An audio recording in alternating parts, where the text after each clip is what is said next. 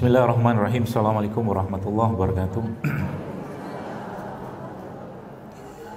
Alhamdulillah allazi bi ni'mati tatimmus shalihah. Asyhadu an la ilaha illallah wahdahu la syarikalah wa asyhadu anna Muhammadan abduhu wa rasuluhu la nabiyya ba'dah. Qala Allah ta'ala fil Qur'anil Karim, a'udzu billahi minasyaitonir rajim. Bismillahirrahmanirrahim. Wa laqad khalaqnal insana fi ahsani taqwim. Wa qala aidan qul in kuntum tuhibbunallaha fattabi'uni yuhibbukumullahu wa yaghfir lakum dzunubakum wallahu ghafurur rahim. Allahumma shalli wa sallim wa barik ala nabiyyina Muhammad wa ala ali Muhammad kama shallaita ala Ibrahim wa ala ali Ibrahim innaka Hamidum Majid. Allahumma barik ala Muhammad wa ala ali Muhammad kama barakta ala Ibrahim wa ala ali Ibrahim innaka Hamidum Majid. Alhamdulillah, tentunya kita bersyukur pada Allah Subhanahu wa taala dan kita memujinya dengan pujian yang terbaik, pujian yang tertinggi. Pujian yang kita sudah sampaikan pujian tersebut setelah kematian kita tadi malam, yaitu tidurnya kita, dan kita saat kita bangun kita memuji Allah dengan doa yang penuh hikmah, penuh semangat. Alhamdulillahillazi ahyana ba'da amatana wa ilaihin nusyur. Sebuah doa yang harusnya memberikan semangat untuk kita semua agar hidup kita ini hari-harinya menjadi hari-hari yang penuh kebaikan, penuh manfaat, sehingga nanti pun kita juga meninggalkan dunia ini dengan jejak-jejak kebaikan yang banyak pula. Karena kita tahu bahwa Rasulullah SAW juga menyampaikan bahwa seseorang itu akan mati sesuai dengan kebiasaan hidupnya. Maka kalau dari bangun pagi sehingga tidur kembali kita di malam hari nanti, insya Allah hidup kita itu sudah berfikirnya tentang bagaimana kita memberikan manfaat kepada orang lain. Maka kita atau mungkin setan iblis tidak akan ada kesempatan menggoda hidup kita. Karena dari setiap detik, menit, jam kehidupan kita tersebut tidak ada hal-hal yang tidak penting atau mungkin bahasa sekarang tuh receh dan remeh-temeh yang tidak kita kerjakan.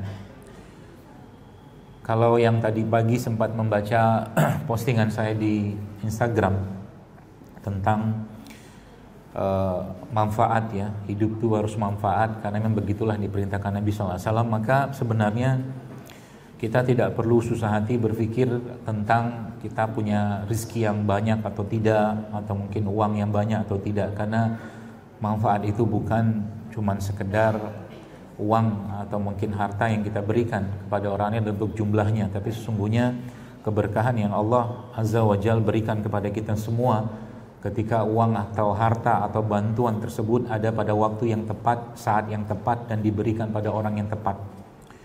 Uang 10.000 yang kita punyai katakanlah, dan saat itu ada saudara kita yang sedang atau mungkin dia harus pergi menemui orang tuanya di rumah sakit, dan dia harus katakanlah naik kendaraan, ya mungkin ojek atau apapun yang biaya 10.000 untuk menemui orang tuanya, untuk mengantarkan orang tuanya menemui Allah dengan kalimat tauhid la ilaha illallah misalkan, itu jauh lebih berguna bagi seseorang yang memiliki uang 10.000 tadi dibandingkan dengan uang 10.000 tadi diberikan besoknya bahkan dalam jumlah yang besar, katakanlah 100.000 ketika orang tuanya sudah mati. Paham ya? Jadi itu manfaat kayak begitu. Jadi kita nggak usah mikir berapa jumlahnya, nggak usah. Tapi kita minta mungkin ilmu kita, harta kita, kekuatan kita, jabatan kita, apapun itu yang sifatnya kebaikan-kebaikan yang Allah akan set upkan itu di waktu yang tepat, saat yang tepat, untuk orang yang tepat, ya. Banyak sebenarnya Bapak Ibu sekalian, jamaah sekalian, kalau kita bicara tentang ilmu, kalau kita mau jujur, dari mungkin kita belajar dari SD sampai SMA atau mungkin sampai kuliah, banyak ilmu yang nggak penting kita pelajari, ya. Sadar tidak sadar, bahkan guru SD pun kita nggak ingat. Nggak ingat kita guru SD, guru SMP nggak ingat juga, SMA nggak ingat juga, kuliah juga nggak ingat. Padahal dalam Islam kaidah belajar itu bukanlah ke sekolah tapi ke guru.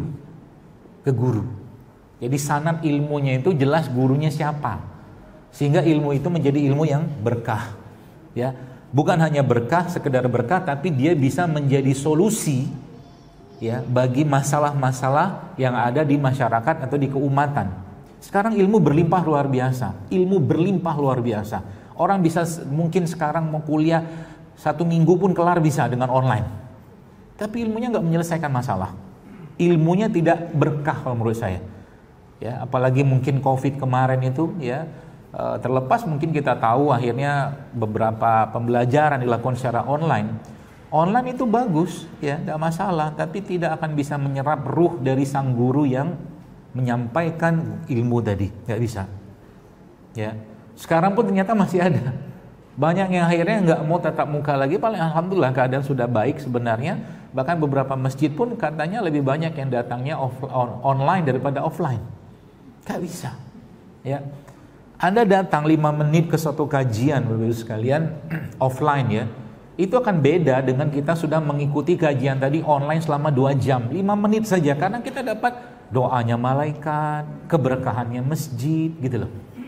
Ya, jadi itu yang harusnya kita sekarang mulai galakkan kembali, ya, majelis-majelis ilmu, ya, apapun lah bentuk majelisnya, mau belajar agama, belajar kesehatan, ya, yang akhirnya membuat kita tuh semakin berisi, gitu ya, berisinya tuh berisi dengan apa? Berisi dengan ilmu. Kalau sudah berisi dengan ilmu, apa yang terjadi? Setan pun akan takut, ya. Kita tahu hadis atau riwayat di mana disebutkan kalau Umar bin Khattab radhiyallahu anhu tuh melewati satu gang tuh setan akan milih lewat gang yang lain karena nggak mau barengan sama Umar, takut dia. Takut. Jadi sebenarnya bab tentang katakanlah jin, hantu segala macam gitu karena nggak jelas zaman sekarang itu tuh sebenarnya kalau dengan ilmu saja selesai bab itu, nggak perlu ditakutkan. Bahkan Imam Ahmad itu disebutkan dalam sebuah riwayat, beliau rahimahullah diminta untuk meruqyah seorang yang terkena masalah atau gangguan jin seperti itu. Apakah beliau datang ke sana? Enggak. Dia katakan apa? Bawa sendalku ini, kata dia. Pukulkan kepada orang yang kena jin tadi. Sendal doang. Nah gitu. Jadi kalau kita umat Islam Bapak-Ibu sekalian terus meningkatkan ilmu ini, ya. Apalagi nanti ya, sebenarnya pelajaran tentang ilmu itu sudah diberikan Allah dalam Al-Quran. Maha gurunya kita itu adalah Allah Subhanahu wa ta'ala. Ya. Kalau saya tanya, nih, dasar keilmuan itu di sini sebenarnya. Dalam surat Al-Baqarah Allah katakan wa 'allama Adamal asma'a kullaha. Ya gitu kan? Dan Allah ajarkan kepada Nabi Adam itu nama-nama benda. Ya. Jadi kunci dari ilmu itulah mengetahui nama-nama benda, tapi bukan sekedar nama tahu doang. Kalau saya sebutkan misalkan saya sebutkan sekarang depan Bapak-Ibu sekalian, muscular dystrophy, tidak paham kan? Padahal itu asma, nama. Ya. Tapi ketika saya disebutkan nama muscular dystrophy misalkan, ya, otak saya sudah mikir, ini apa, penyebabnya apa, solusinya apa gitu loh. Maka ilmu paling tinggi dalam syariat sebenarnya adalah ilmu tentang nama. Wa 'allama Adamal asma'a kullaha. Bapak-bapak nih saya tes bapak-bapak. Enggak usah ibu-ibu, enggak usah jawab. Tahu enggak namanya apa? Tidak tahu dia. Taunya kalau itu gulai, dalam gulai ada. Betul kan? Tahu enggak, Pak? Tidak paham. Banyak tidak paham. Ibu-ibu paham, enggak usah sebut lah. Anda paham beginian. Oh, Bang enggak paham. Ini kan kaidahnya, wa 'allama Adamal asma'a kullaha. Yang tahu sedikit, bunga lawang gitu ya. Peka orang bilang ya. Apalah nama, kalau dia tahu bahasa Betawinya apa? Bunga lawang. Jadi saya lihat begini tadi Bapak sekalian, lihat di depan, maka kalau Anda tadi perhatikan saya sebelum ngisi tadi, saya mandangin begini semua. Allahu Akbar, saya bilang.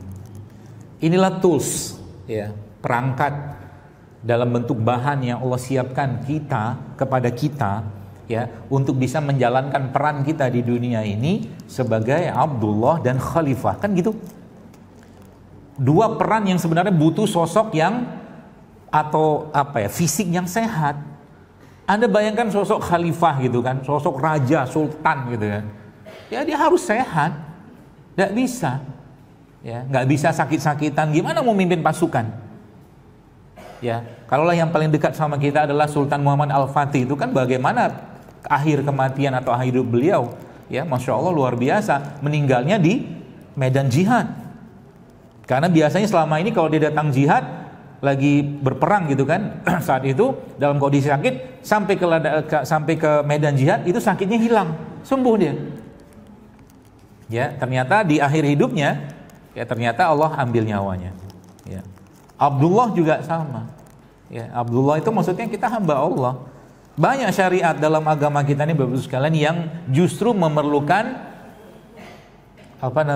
tubuh yang sehat. Haji butuh yang sehat nggak? Nggak usah jauh-jauh haji deh, sholat aja. Butuh sehat loh. Jadi bab tentang kesehatan ini bukan bab sembarangan.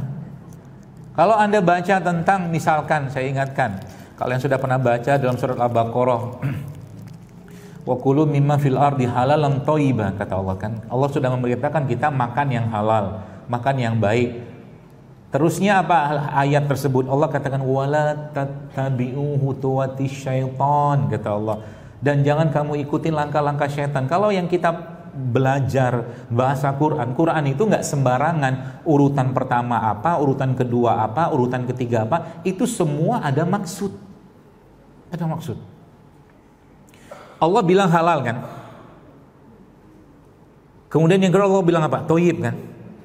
Ada satu lagi ayat yang lain, wala tusrifu, jangan berlebihan.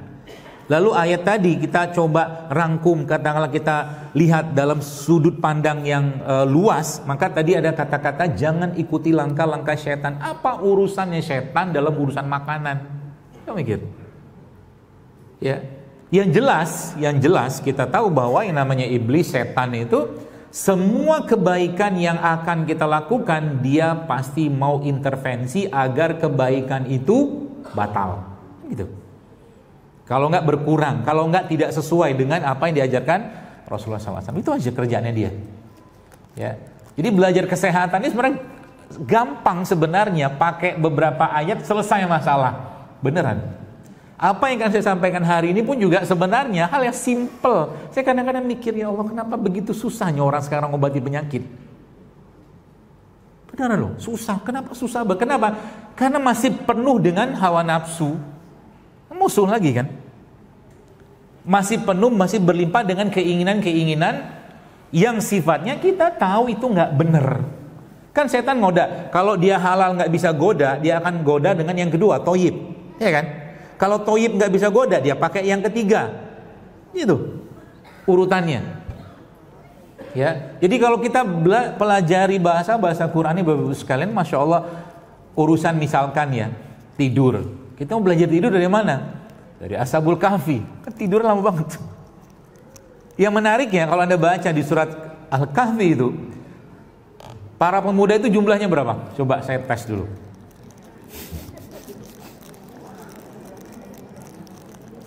Yang benar dapat hadiah kacang berapa? Enggak, kalau benar saya kasih hadiah beneran. Tapi bukan cuman sekedar ngomong berapa, alasannya apa. Kasih tahu dulu. Kan saya kuluna salah satu kalbuhum rabbuhum. Ada yang ngomong 3 gitu. Nanti coba dibuka di Al-Kahfi itu. Yang keempat anjingnya kan gitu kan. Ada yang mengatakan 3, 4 anjingnya. Ada yang mengatakan 5 anjingnya kan gitu. Ada yang mengatakan 7, 8 anjingnya. Jadi berapa Ashabul Kahfi itu?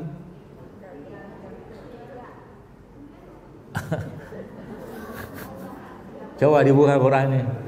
Coba dibuka. Karena nanti saya akan kasih tahu sesuatu di situ. Ada yang menarik di situ sekalian.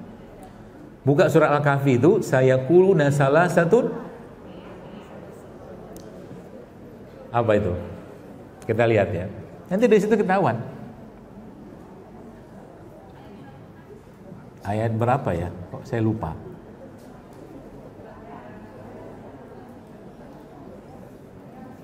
Sudah belum? Sudah. Saya itu bukan ahli Quran, cuman saya suka ngoprek-ngoprek Quran. Karena emang kuncinya di situ semua. Bahkan tidurnya Ashabul Kahfi itu berapa lama? 309 tahun atau 300 tambah 9 tahun? Coba baca. Kenapa Allah nggak satukan? Kenapa nggak Allah bilang 309 tahun langsung? Tapi Allah bilangnya 300 tambah 9 tahun kan? ilmu buat para kaum rebahan. Dia tidur kan? Tidur, gitu kan? Bangun sebentar, tengok, wah keadaan masih sama, tidur lagi aja. Gitu aja terus. 300 tahun kan? Mungkin 9 tahunnya itu, saya nggak tahu kenapa Allah pisahkan. Ya, tapi pasti ada sesuatu di situ. Nggak mungkin enggak. Kenapa nggak langsung 309 tahun gitu kan? Jadi mungkin mereka tuh bangun sebentar, oh ya masih sama nih keadaan, tidur lagi aja yuk, gitu. Tidurlah mereka. Tidur kan? Tidur dengan pola tidur terbaik. Canggih tuh. Kita kembali nih tadi. Sudah ketemu belum? Ayat berapa? 22 ya. Nah, coba kita lihat. Allah bilang begini kan, sayaquluna salasatun a'udzubillahi minasyaitonir rajim, sayaquluna salasatun rabium kalbuhum wa yaquluna khamsatun sadisum kalbuhum rajman bil ghaib wa yaquluna sab'atun wa thaminuhum. Jadi berapa? Nah, terbukti kan? Kita masih baca-baca aja tapi nggak dipikirin Qurannya. Jadi Ashabul Kahfi itu berapa? Kalau berhasil, saya kasih hadiah. Serius, uang 9, la ilaha illallah, mana ada di Quran 9. Kan pilihannya kan cuman 3, 4 anjingnya. Oh, hadiahnya dapat buku. Saya pun belum, buku ini sudah habis. Tapi nanti saya tambahin. Kalau yang bisa jawab, saya tambahkan uang 250.000.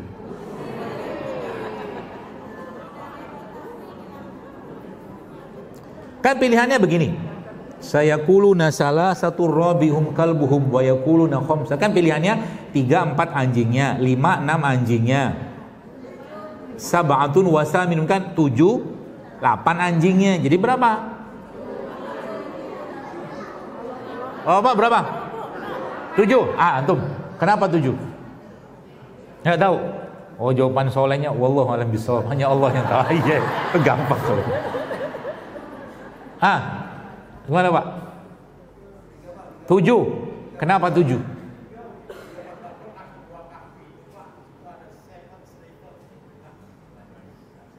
Apa katanya? Gak kedengeran, sorry.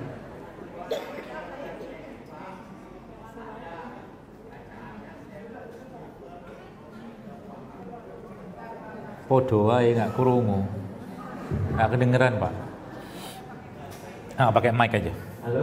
Ya, halo. Halo juga. Assalamualaikum warahmatullahi wabarakatuh. Salam. Saya jawab dulu dengan anjingnya. Karena kebetulan alhamdulillah saya sudah pernah ke Gua Kahfi yang di Yordan. Di situ ada bacaannya Seven Sleepers in the Gua Kahfi. Jadi dasar saya itu bahwa 7 lah. Karena Bapak sudah pernah ke Gua Kahfi. Kalau belum kira-kira kenapa? Berapa, Pak? Kalau berdasarkan ayat ini, yang saya tanya berdasarkan ayat ini. Karena Gua Kahfi yang di sana pun itu wallahu alam, saya nggak tahu apakah itu sudah diakui Pak semua 7. Makasih ya. Assalamualaikum warahmatullahi wabarakatuh. Ya, kasihlah hadiahnya. Boleh kasih hadiah. Tapi bukan itu jawaban yang saya mau. Ya Bu, berapa Bu?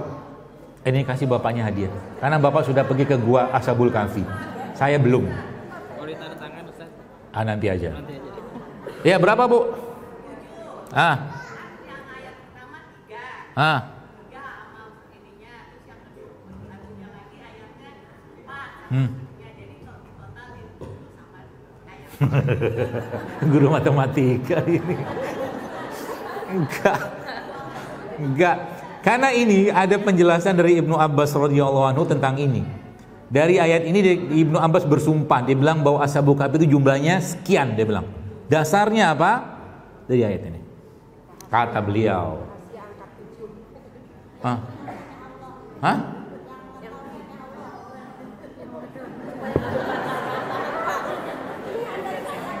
Baik, kita belajar bareng-bareng ya. Saya lagi-lagi saya bukan ulama tafsir Quran, bukan. Cuman ini pelajaran yang saya dapatkan juga. Lihat baik-baik ayat itu. Lihat. Yang pertama Allah bilang begini kan, salah satu robihum kalbuhum. Kalbuhum itu anjing, ya. 3, 4 anjingnya. Oke? Lihat yang kedua. Wa yaqulu, dan ada yang mengatakan khamsatun. 5, 6 anjingnya, ya. Kalbuhum. Kemudian yang rajman bil ghaib. Kemudian lagi wa yaquluna sab'atun wa thaminuhum kalbuhum. Anda lihat nggak apakah ada perbedaan kata atau ada tambahan kata di 34, 45 dan 78? Ada tambahan nggak? Apa tambahannya? Bukan. Huruf. Ada tambahan huruf di situ.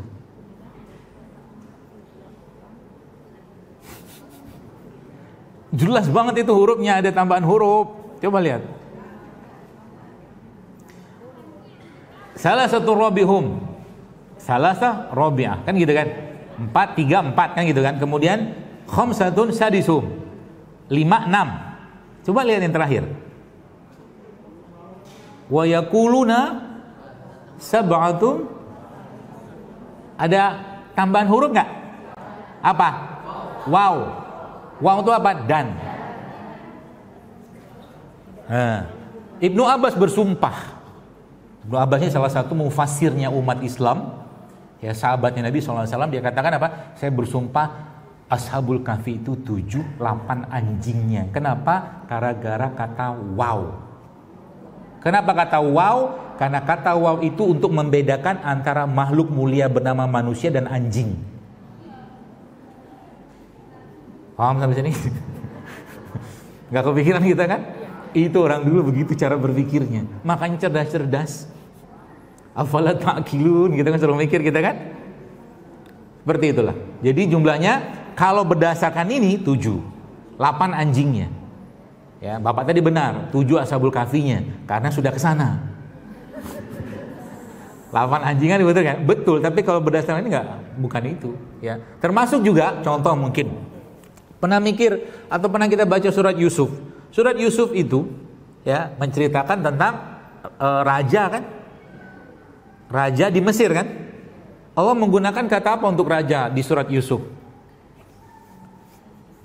Malik, raja. Tapi urusan Nabi Musa, Firaun itu raja Mesir nggak? Allah tidak pakai kata Malik tapi Firaun.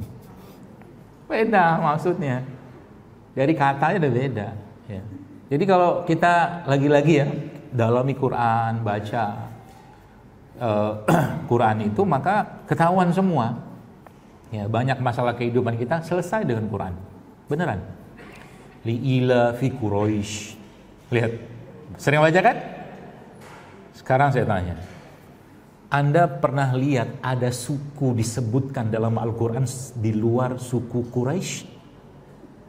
Ada. Hanya Quraisy yang disebutkan Allah dalam Quran. Berarti ini sukunya Rasulullah SAW, itu bukan sembarangan suku. Quran menyebutkannya ya sebagai suku terbaik yang ahli dalam perdagangan, kan gitu kan? Ila fihim rihlatasyita'i was-shayf. Mereka berdagang musim panas, musim dingin gitu-gitu. Canggih. Ya. Maka jangan diturunkan status itu. Kalau misalkan misalnya batal. Saya teruskan. Enggak yang saya sering bilang, enggak usah. Nanti tersinggung. Panjang. Bikin penasaran ya, nanti kapan-kapan kita sambung lagi. Kita balik ke topik kita aja. Jadi lagi-lagi kalau bahas Quran tuh ya Masya Allah gitu kan, semakin hari makin seru gitu. Makanya gak cukup cuman sekedar baca terjemah, buka tafsirnya. Ilafihim. Itu maknanya bukan yang Anda baca kita ilaf gitu kan, perdagang, bukan. Tapi itu ada maksud sebenarnya yang dibuat oleh kakeknya Nabi SAW, namanya Abdul Manaf. Ilaf. Perdagangan yang dikawal gitu loh. Yang situ ada pertemanan gitu-gitu loh. Itu panjang ceritanya. Ya, jadi Quran itu kalau kita gali-gali nggak habis-habis, memang nggak pernah habis sampai sekarang. Apalagi cuma urusan kesehatan. Ya, bab tentang kesehatan ini sebenarnya kalau boleh saya bilang itu selesai dengan ayat wakulu wasrobu wala tusrifu. Selesai bab itu. Ya, bab tentang kesehatan, ya artinya masalah kesehatan itu bisa selesai, boleh saya katakan 50% urusan kesehatan kita bisa selesai dengan ayat tadi. Makanlah kalian, minumlah kalian, jangan berlebihan. Gitu. 50%. Kata siapa? Kata Ibnu Katsir. Ibnu Katsir rahimahullah menyebutkan bahwa ayat tadi adalah setengah dari ilmu pengobatan, kata beliau rahimahullah. Jadi masalah kesehatan kita itu sekarang terjadi gara-gara apa? Gara-gara banyak yang harusnya kita tidak makan, kita makan, dan berlebihan pula. Puasa jarang, makannya jelek, olahraga jarang, bertanya, kenapa aku dapat sakit ini? Pret dalam hati saya. Olahraga jarang, gak mau olahraga. Ya, puasa jarang, makan bener jarang, bahkan kadang-kadang gak ada. Nikmati hidup selagi hidup. Begitu kan? Dikasih ini tuh, kalau Anda lihat kajian saya itu sebenarnya isinya itu aja, itu aja isinya. Karena memang dari zaman dulu sampai sekarang masalah kesehatan tuh itu aja, itu aja.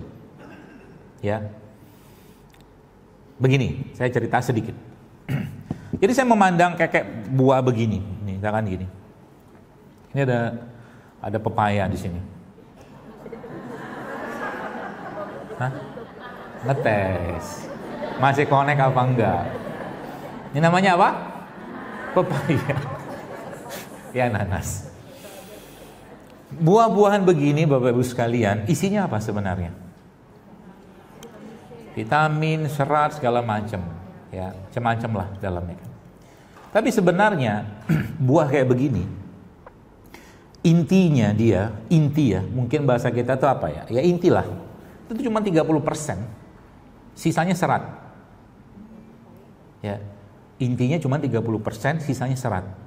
Vitamin segala macam. Saya pernah bertanya ke guru saya bilang, terus buah apa yang semua bagiannya itu inti selnya dia? Jawabannya apa coba? Kurma. Semua bagian itu isinya inti selnya. Jadi Anda bayangkan kalau ada orang minum kopi kurma, makannya kurma itu the best itu. Karena inti dari satu produk itu ada pada bijinya. Paham ya? Jadi jangan makan produk yang gak ada biji. Karena nyawanya produk itu ada di biji. Jadi jangan pinter-pinteran. Dalam artian, wah, duit gue udah banyak nih, gue mau cari seedless grape. Oh iya, orang kaya. Cari anggur yang gak ada biji. Paham maksudnya? Itu mah bodoh sebenarnya. Gimana caranya tumbuh itu? Makanya sekarang ada namanya hibrid. Sekarang jahe pun banyak. Hati-hati kalau makan jahe kayak begini, banyak jahe hibrid. Jahe hibrid itu kebanyakan impor. Ya, dia ditanam nggak bisa. Cuma bisa ditanam di sana doang. Di sini nggak bisa. Maka kalau jahe-jahenya kita umumnya itu jahenya kecil-kecil, ya jahe gajah cuman kecil, bukan jahe merah ya. Bukan jahe emprit, bukan. Jahe-jahenya kecil. Jahe-jahe yang impor itu kan gede-gede minta ampun, kinclong-kinclong, itu kan jahe hibrid sebenarnya. Makanya kalau cari jahe yang kayak gini sekarang, Anda pakai kadang-kadang 1/4, nggak ada pedes-pedesnya ini.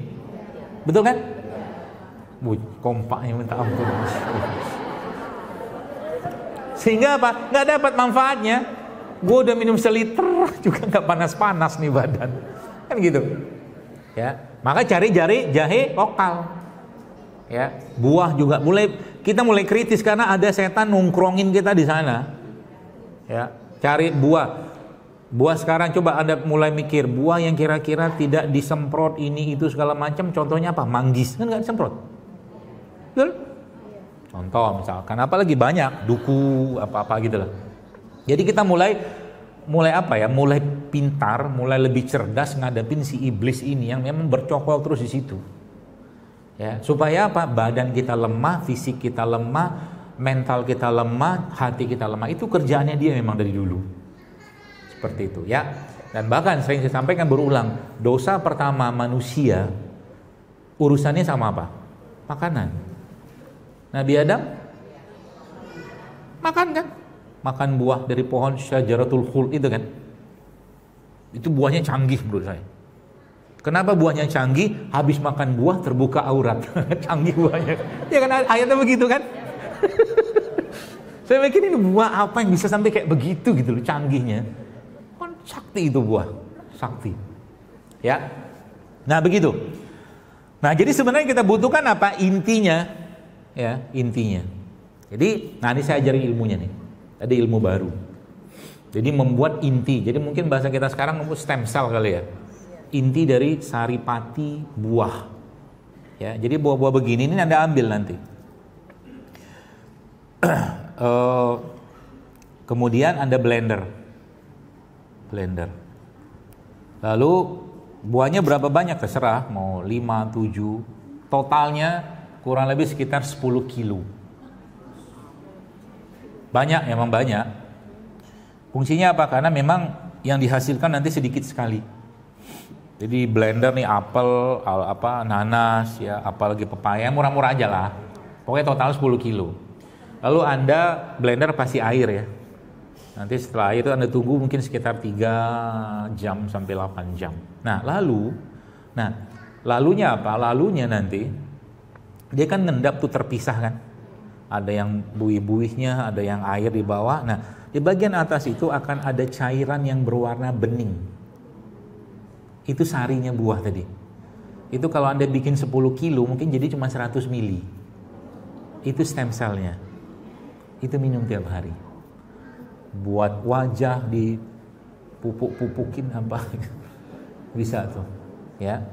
Diminum juga bagus. Ya, kenapa? Karena itu sudah intinya. Gitu ya. Nah, bab yang kita mau bahas hari ini Bapak sekalian adalah bab yang temanya berhubungan dengan sebenarnya akar penyakit kita zaman sekarang tuh apa sebenarnya. Ya. Yang kalau Anda kerjakan ini sebenarnya kalau boleh saya katakan itu Masya Allah. Sebenarnya banyak penyakit bisa hilang. Bisa hilang. Ya. Dengan sendirinya. Iya, dengan sendirinya asal ini dikerjakan. Jadi ini sebenarnya ilmu yang sederhana tapi insya Allah kalau dikerjakan benar-benar berapa lama? Karena siklus sel yang saya ketahui itu sekitar 90 hari 3 bulan siklus sel ya, artinya tubuh kita walaqad khalaqnal insana fi ahsani taqwim kata Allah. Allah sudah bilang bahwa tubuh kita itu sebenarnya dia punya kemampuan sempurna, dia bisa healing sendiri, bisa healing, dia bisa memperbaiki dirinya sendiri, bisa ya.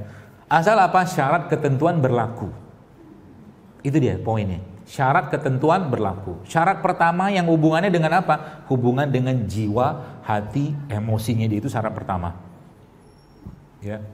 Sepanjang itu tidak dia kerjakan, tidak bisa. Contoh mungkin akan sangat sulit bagi seseorang itu untuk sembuh kalau seandainya dia semua menumpahkan harapan dia atau mungkin keinginan dia pada sebab yang menyembuhkan penyakitnya tadi. Ikhtiarnya dia sulit itu. Yang muncul malah cemas. Kira-kira berobat apa lagi di sini ya? Maksudnya herbal apa lagi ya? Berobat ke dokter mana lagi? Itu maksudnya. Kalau dia menumpukan itu pada ikhtiar atau sebab, karena Allah tidak butuh sebab. Itu yang pertama. Ya, artinya apa? Dia butuh ketenangan. Dia butuh hati yang lapang, dia butuh hati yang pasrah, dia butuh hati yang ikhlas, dia butuh hati yang ridho, dia butuh hati yang benar-benar kalau sakit ini membuat engkau ridho dengan aku ya Allah, maka aku pun ridho dengan sakit ini ya Allah. Kalau sudah kayak begitu Allah akan sembuhkan dengan mudah. Kalau memang masih ada jatah kontrak dia hidup di dunia. Kalau nggak ada, dia akan pulang kepada Allah dengan hati yang tenang. Kan pilihannya 2. Sakit nih, 3 lah. Dia sembuh ya, kemudian atau dia mati. Ya, kalaupun dia mati, dia meninggal, maka pertanyaannya dia mati menemui Allah Subhanahu wa taala dalam keadaan yang baik atau tidak? Maunya kan baik. Artinya apa? Dia harus ridho dengan itu. Bagaimana cara kita mencerna ridho itu, atau bagaimana cara kita mencerna satu penyakit itu bentuk rahmatnya Allah? Baik, saya kasih tahu atau saya beritahu kepada ibu sekalian dengan hal yang sangat gampang. Biar Bapak Ibu mudah mencernanya. Begini. Anda semua saya diberi pilihan untuk makan sama tidak makan. Pilih makan atau tidak makan? Makan kan? Makan dong, enakan makan. Mie ayam, bakso, nasi goreng, seblak, ceker, apalah. Tapi ceker bagus. Pokoknya nggak sehat-sehat itulah, misalkan lah gitu ya. Kita pasti pilih makan. Yang sudah agak sedikit benar ya buah lah, sayur. Kan gitu. Lantas pertanyaannya begini, makan terus. Bagaimana caranya Allah menghentikan kita makan? Yang pertama dibikin tidur. Nggak bisa makan kan? Sehingga tidur itu adalah waktu terbaiknya tubuh kita untuk meresetting semua sistem. Semakin bagus tidurnya, semakin sehat badannya. Anda mau nge-gym, mau olahraga, mau apa, kalau tidur yang nggak beres, nggak bakal bisa sehat tuh badan. Benar. Maka bab tidur diatur dalam Islam. Apa kata Allah? Qumil laila illa qalila, nisfahu aw inqus minhu qalila. Bangunlah sepertiga malam. Nabi contohkan, Allah menyebutkan waja'alna laila libasa, kata Allah. Jadi kami jadikan malam itu sebagai waktu istirahat. Istirahat, jangan olahraga. Paham? Jadi malam itu bukan waktu olahraga. Apakah ada dasarnya? Banyak penelitian-penelitian menjelaskan tentang tidak baiknya olahraga malam. Beneran. Malam itu waktu apain? Udah paham kan? Tidur. Ya. Jadi waktu malam itu waktu tidur. Kenapa? Itu resetting tubuh kita semua di malam hari itu. Growth hormon apa, bahkan ada saya baca beberapa tulisan-tulisan para ilmuwan itu, masya Allah, spektakuler Bapak Ibu sekalian yang terjadi waktu kita tidur itu, spektakuler, masya Allah. Sehingga saking spektakulernya Nabi beradab luar biasa dengan tidur. Apa adabnya? Nabi membaca doa-doa kan sebelum tidur, karena luar biasa besar rahmat Allah ketika tidur. Ya. Itu yang pertama. Yang kedua apa? Kenyang. Kenyang kan cara Allah menghentikan kita makan. Udah kenyang nggak bisa lagi makan. Kenyang itu bentuk kefanaan. Kefanaan. Ya, kefanaan itu fana. Maka di surga nggak ada kenyang. Orang makan, makan aja. Nggak ada lapar, nggak ada kenyang. Makan, makan aja. Di surga begitu.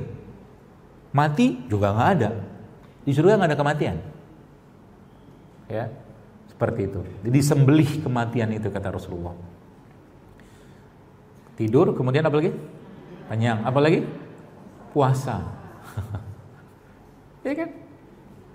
Makanya coba kutiba. Kutiba tuh berat, Bu, Pak. Ya ayyuhalladzina amanu kutiba alaikumusiyam. Kutiba tuh kami kasih kewajiban. Supaya apa? Kalian berpuasa. Lihat ayat berikutnya apa kata Allah? Kutiba alaikumusiyam kama kutiba alal ladzina min qablikum. Rasul itu kalau dia datang, maka syariat sebelumnya, Rasul sebelumnya itu akan dihapuskan dengan kedatangannya dia. Nabi SAW ya membawa syariat yang menghapuskan syariat semua Rasul sebelum itu. Cukup dengan syariat Rasulullah yang dibawanya SAW, Quran, hadis segala macam itu, dan syariat sebelumnya itu dihapus. Cuman menariknya apa? Syariat puasa ini nggak dihapus. Kalau pakai ayat tadi kan gitu. Kenapa? Kita dengan Nabi Adam sama nggak? Sama, beda casing doang. Beda casing. Nabi Adam tingginya 60 hasta, 27 meter. Tapi jeroannya kan sama. Mata, hidung sama, persis sama. Cuman beda ukuran aja.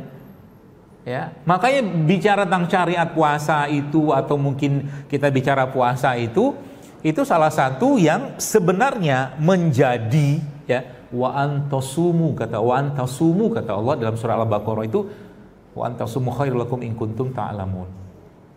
Kata Allah di situ kan, dan puasa itu lebih baik bagimu jika engkau mengetahuinya. Nah, kan keren kan? Solusi nggak itu? Solusi. Jadi kalau mau sehat, puasa. Itu yang pertama.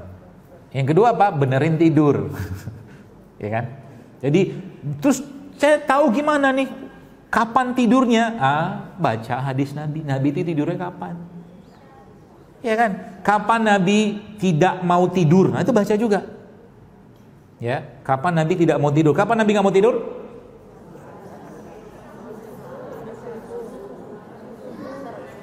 Habis asar kan? Habis asar, kemudian maghrib ke isya Nabi nggak tidur, atau habis subuh. Beberapa ulama memang menyebutkan bahwa memang tidak ada larangan mutlak atau mungkin keharaman setahu saya untuk tidak tidur setelah subuh. Tapi percayalah, nggak enak sama sekali badan kita tuh kalau kita tidur habis subuh, beneran? Betul? Nggak enak. Cobalah paksakan untuk tidak tidur habis subuh. Karena apa? Itu tuh saya bilang nggak sopan kita sama Allah. Kenapa nggak sopan? Karena Allah lagi bagi-bagi rezeki, kan hadisnya begitu. Hambanya malah tidur. Makanya ada warung dekat rumah saya itu jam 5:30 sudah buka dia. Emang ada yang beli? Nggak ada juga. Untuk ngambil berkahnya subuh. Nggak ada yang beli. Tapi jam 6 kayaknya ada yang beli tuh.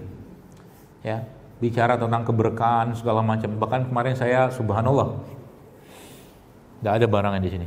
Saya kemarin diundang menghadiri pengukuhan profesor. Ya, saya belum profesor. Gini-gini aja mah. Cuma belajar mah terus. Jadi di salah satu universitas besar di Jawa, rektornya sidang guru besar, pengukuhan guru besar itu. Anda tahu yang jadi profesor itu siapa? Dan enggak tahu lah, belum saya ceritain. Gara-gara apa dia jadi profesor, tahu nggak? Gara-gara siwak. Subhanallah. Saya Pak, wallah Pak, saya dibilang saya WA sama beliau. Dia di depan gitu kan, rektor ya biasa guru besar ada 5 orang gitu kan. Subhanallah. Saya bilang sama beliau, "Dok, dia dokter gigi." Saya bilang sama beliau, "Saya menangis, Dok." Saya bilang, "Wallah Dok, saya menangis. Kenapa? Kalau Rasulullah ada di sini pasti beliau bangga." Saya bilang. Subhanallah kan. Siwak itu di depan majelis yang terhormat, para guru besar, profesor, doktor, dan yang menemukan ini itu atau mungkin yang meneliti tentang ini seorang profesor itu, masya Allah, dia nggak mau dikenal, tawaduk sekali orangnya, masya Allah. Semoga Allah jaga beliau. Itu diangkat, bahkan sebelum pidato pengukuhan guru besar dia bersiwak. Kita mau ngomong apa? Jijik, terserah. Tapi Nabi SAW Anda tahu kisahnya apa? Waktu Rasulullah SAW mau wafat, beliau minta diambilkan 2, satu air, satunya siwak. Mau ketemu Allah, urusannya sama siwak. Berarti siwak itu perkara penting atau tidak? Penting sekali. Maka diceritakan di situ, subhanallah, Bapak sekalian. Ya. Apa cerita dia nih? Kita sampai jam berapa ini ya? Ini belum masuk materi ini. Sampai asar. Kelar. Saya memang jarang ngisi di daerah kajian daerah Jakarta. Maka saya senang nih ketemu warga-warga Jakarta. Wajahnya kayaknya sehat-sehat, kayaknya. Insya Allah. Saya menduga yang baik saja. Jadi dia bilang begini, siwak itu solusi masalah gigi umat manusia. Nggak ngomong hadis sama sekali. Anda tahu kenapa? Karena dibuka data. Ya, jadi masalah gigi secara data internasional begini. Dia itu tidak pernah turun dari ranking 1, ranking 2, nggak pernah turun. Yang pertama, yang kedua apa? Dia cerita apa? Dia cerita di situ, subhanallah ya, bahwa kalau limbah sikat gigi di Indonesia masalah atau di dunia, Indonesia maksud saya, itu dikumpulkan, itu bisa menyamai ukuran 7 lapangan sepak bola standar FIFA sampahnya. Sehingga saya takjub gitu kan, masya Allah. Saya bilang, ya Allah, begini kalau orang sudah kenal dengan ilmu ya, agama dan syariat dan sunnah Nabi SAW, dia angkat di depan majelis yang terhormat itu. Terus dia bilang, solusinya adalah sebuah solusi yang mutakhir. Oh, canggih, dia bilang. Saya bilang, apa ini, orang mau ngomong apa gitu kan. Saya ikutin apa kata demi kata beliau, saya ikutin. Dia bilang canggih, kenapa? Karena ternyata, anggaplah ini siwak, bulunya siwak itu jauh lebih kecil seratnya itu daripada sikat gigi yang terbagus di sini. Bulunya itu. Kan banyak orang cari sikat gigi yang bulunya halus kan? Itu bulu siwak itu jauh lebih kecil milimeter, enggak paham saya. Ada apa lagi? Semua bahan yang ada pada sikat gigi, pada odol itu ada pada siwak, dia bilang.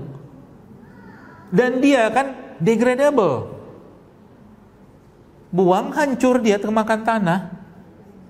Maka dia bilang solusi mutakhir, solusi canggih. Oh, masya Allah, saya bilang. Dia bilang, inilah solusinya. Terus muncul siwak. Lagi pidato gitu siwakan. Masya Allah, saya bilang. Mulianya orang ini. Ya, memuliakan siwak. Umurnya berapa? 39 tahun. Profesor. Nama dan identitas saya samarkan, saya sembunyikan. Sebut saja Bunga. 39 tahun umurnya, profesor. Mau tahu aja. UNER. Baru kemarin. Baik betul orangnya, Masya Allah. Ya, saya ketemu dia itu awalnya dari mana coba? Ketemu dia, beliau itu waktu saya ada acara umroh tapi mampir ke Turki. Turun pesawat, tiba-tiba dia nyamperin. Assalamualaikum Ustaz, dia bilang salam. Ya. Saya bla bla bla bla. Oh ya, mau kemana Pak? Saya bilang gitu kan. Mau ikut konferensi apa kongres? Oh ya, Bapak menyampaikan apa? Menyampaikan siwak ke Turki. Keren kan? Akhirnya jadi itu. Makanya Bapak Rektornya, ini Profesor Siwak Menyiwak pertama kita di UNER. Tawa. Baik, udah cukup. Kita masuk ke materinya. Kalau saya bahagia begini, banyak ocehan yang keluar. Jadi Bapak sekalian, dari beberapa ayat yang sampaikan tadi segala macam, tadi ada stem cell, itu tuh sebenarnya banyak, termasuk saya kasih tahu juga satu hal baru, ya. Saya sempat tanya, jadi sebenarnya rimpang-rimpangan itu mana yang paling banyak inti selnya, kata saya. Ya, saya pernah bertanya kepada seorang guru saya, apakah kunyit? Ternyata bukan kunyit. Ya, termasuk kunyit ini, rimpang-rimpang begini, ini jangan dibuang ininya. Haho. Yang dibuang. Proteksinya Allah kepada benda alam makhluk ini kan makhluk lah ya, makhluk hidup ya. Itu di kulitnya. Makanya kalau ini Anda mau mau masak atau apa, jangan dikupas, cuci bersih aja. Karena banyak enzimnya juga di sini setahu saya. Cuci bersih. Jadi bagaimana yang kotor buang sedikit, tapi kulitnya jangan dibuang. Terus yang kedua itu, yang ketiga, yang pertama itu, yang kedua apa? Mereka ini sebenarnya banyak enzim-enzimnya juga. Jadi bahan-bahan yang sebenarnya sensitif dengan panas. Jadi saya jujur agak-agak tidak tahu juga dari mana kita mendapatkan pemahaman kalau ngerebus rimpang itu dari 3 gelas air menjadi 1,5 air. Kalau versinya saya dan dari apa yang saya ketahui, sebenarnya kita menginginkan semua bahan ini itu bisa kita dapatkan secara sempurna kan gitu. Maka cara paling idealnya diekstrak. Ekstrak kan kita nggak punya alat. Maka ekstrak ala kita namanya infusan. Nih, paham ya? Terekstrak dia, tapi nggak bisa langsung. Dia butuh waktu kan, apalagi benda padat kayak begini. Kalau buah kan gampang. Kalau buah bendanya agak lunak begitu, apalagi yang cairan itu jauh lebih gampang, ya. Kalau benda-benda padat begini mungkin sekitar 6 jam, tapi kayak begini kan cepet kok sebenarnya, apalagi kunyit kayak begini. Sama kita begini aja tuh bentar 6 jam lah rata-rata kalau idealnya sih. Itu kata beliau begitu. Lalu yang kedua apa? Makanya kalau yang sudah paham beginian sebenarnya kalau Anda tidak tahu, mudah-mudahan di sini tidak ada yang suka makan kelapa muda yang dibakar, kelapa bakar. Apa itu maksudnya? Gak habis pikir saya. Kelapa kalau dibakar ya rusak lah enzimnya. Ada-ada aja. Tinggal dilabelin ini buat batu ginjal apa. Mau aja kita percaya. Ini namanya kelapa tuh kan isinya tuh kayak kelapa begini tuh, Masya Allah. Mana dia?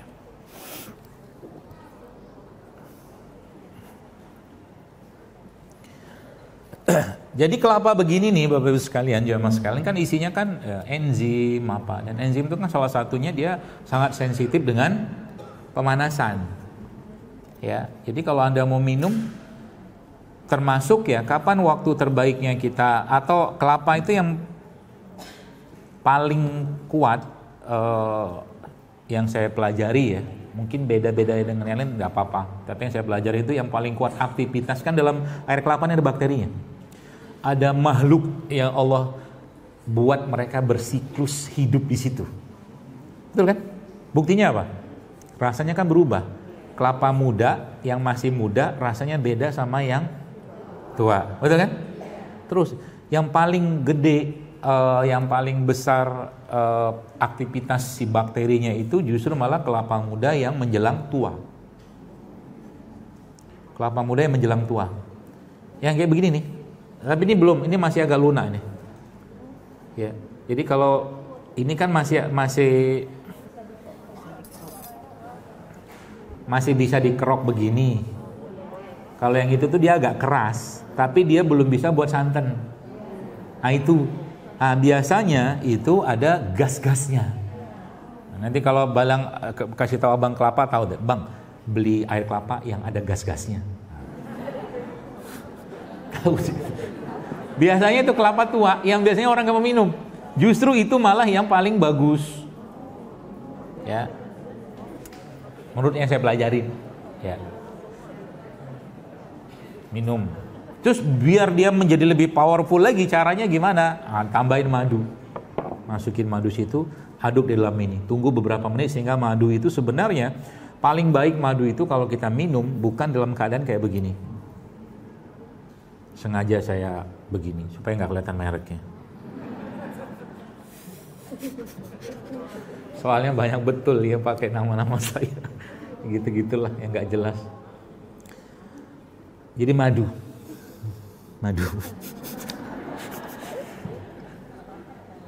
Ini produk saudara kita, beli aja. Jadi maksudnya gimana? Madunya itu dimasukkan ke dalam air. Jadi kayak begini. Ya ada yang mengatakan pakai sendok sendok plastik apa gitu.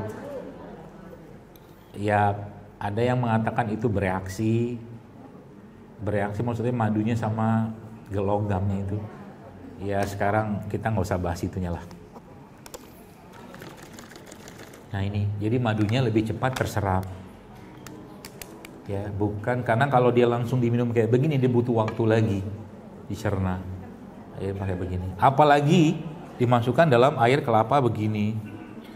Ini lebih jos ini. Aduknya pakai ini. Gitu. Nah, sebenarnya mereka ini Bapak sekalian, ya, mereka ini buah pisang ini pun sebenarnya ada ilmunya.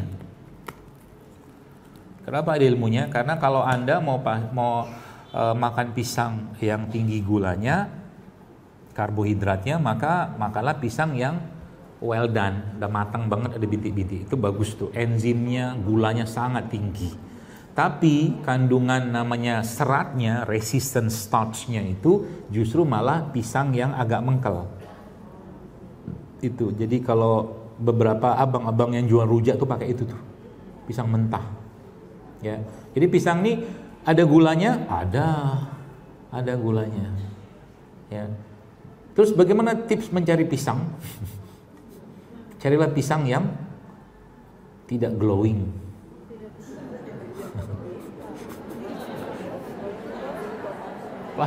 Paham maksudnya? Sekarang banyak pisang glowing kan? Kinclong. Ini pisang yang tidak mengenal susahnya kehidupan dan pahitnya kehidupan, sehingga nggak ada apa namanya, nggak ada kayak bergesek-gesek apa gitu. Kalau kita sebutnya mungkin pisang pabrik mungkin, gitu. Jadi saya pisang-pisang yang ada kutu-kutunya putih-putih itu, yang mereka masih berinteraksi dengan alam dalam keadaan yang baik. Nah gitu ya. Nah pisang ini buat sekalian, pisang, kemudian nanas seperti ini. Ini kan sebenarnya gula, ada gula kan. Ya. Bukan hanya gula, tapi mereka ini juga punya apa? Punya enzim. Ini yang bagus. Oh pakai senengnya. Hah? Bonggol ya? Kalau saya nggak butuh gula banyak, saya butuh nanas seratnya nanas lebih tinggi, saya makan ini. Enak. Cocolin pakai garam. Terus Anda blender sama habatus sauda serbuk, dia jadi obat buat sinusitis. Bonggol nanas. Gitu. Jadi bromelinnya itu juga salah satunya yang tertinggi di sini. Gitu, serat ya. Nah, jadi mereka-mereka ini Bapak Ibu sekalian, buah-buahan ini tuh dia kan gula sebenarnya, tapi gulanya mereka dia masih ada serat. Pahami itu baik-baik. Gulanya, apa namanya siapa namanya? Air kelapa ini air kelapa kan ada gula. Tapi dia cuma bukan gula doang, bukan. Ada seratnya, vitaminnya, mineralnya, enzimnya, segala macam lah di situ, asam aminonya, komplit semua di situ. Nah, masalah kita zaman sekarang sebenarnya yang kita makan itu hampir-hampir tidak ada serat, yang ada cuma gula tok. Itu masalahnya. Ya. Gula tok itu maksudnya apa? Semua gula yang sifatnya gula olahan, tanpa serat. Yang paling gampang apa? Gula pasir. Ya. Jadi kalau mungkin temanya itu kita angkat di sini, berarti kalau sebenarnya apa biang kerok dari banyak penyakit yang muncul di zaman sekarang ini bukan gula pasirnya sebenarnya. Gula pasir itu salah satunya. Tapi yang saya maksud di sini adalah biang kerok itu adalah satu kondisi yang disebut dengan insulin resisten.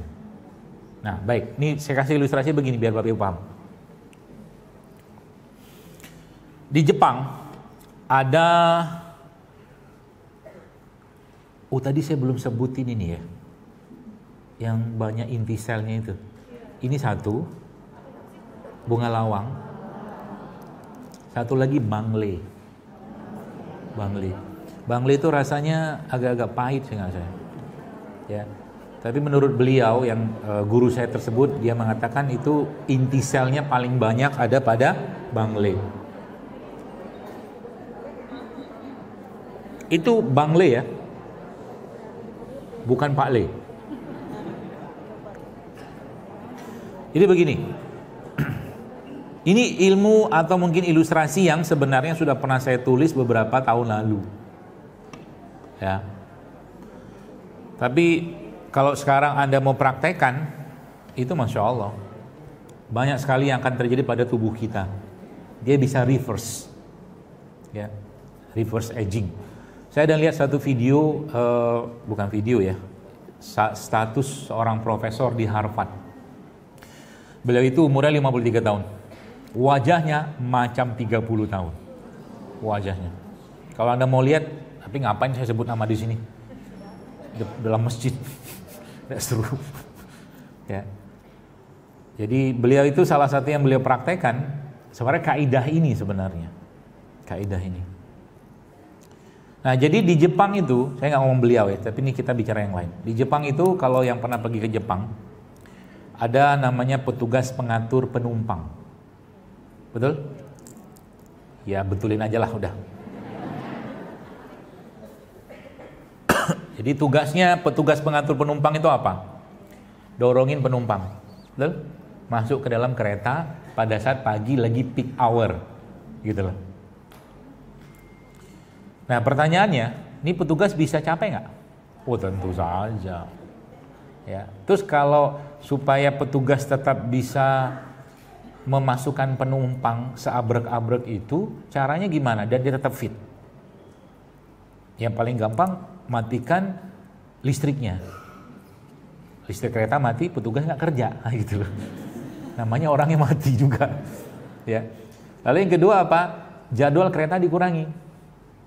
Dia nggak beban, misalkan dia sehari itu misalkan dorong orang 7 kereta misalkan. Sekali dorong tuh butuh 30 kg push gitu kan, dorongan. Kurangi dari 7 menjadi 3. Apalagi cara yang lainnya, kurangi jumlah penumpang. Ya kan? Apalagi cara lainnya, si petugasnya disuruh nge-gym. Nah, ini ilmu mahal juga nih.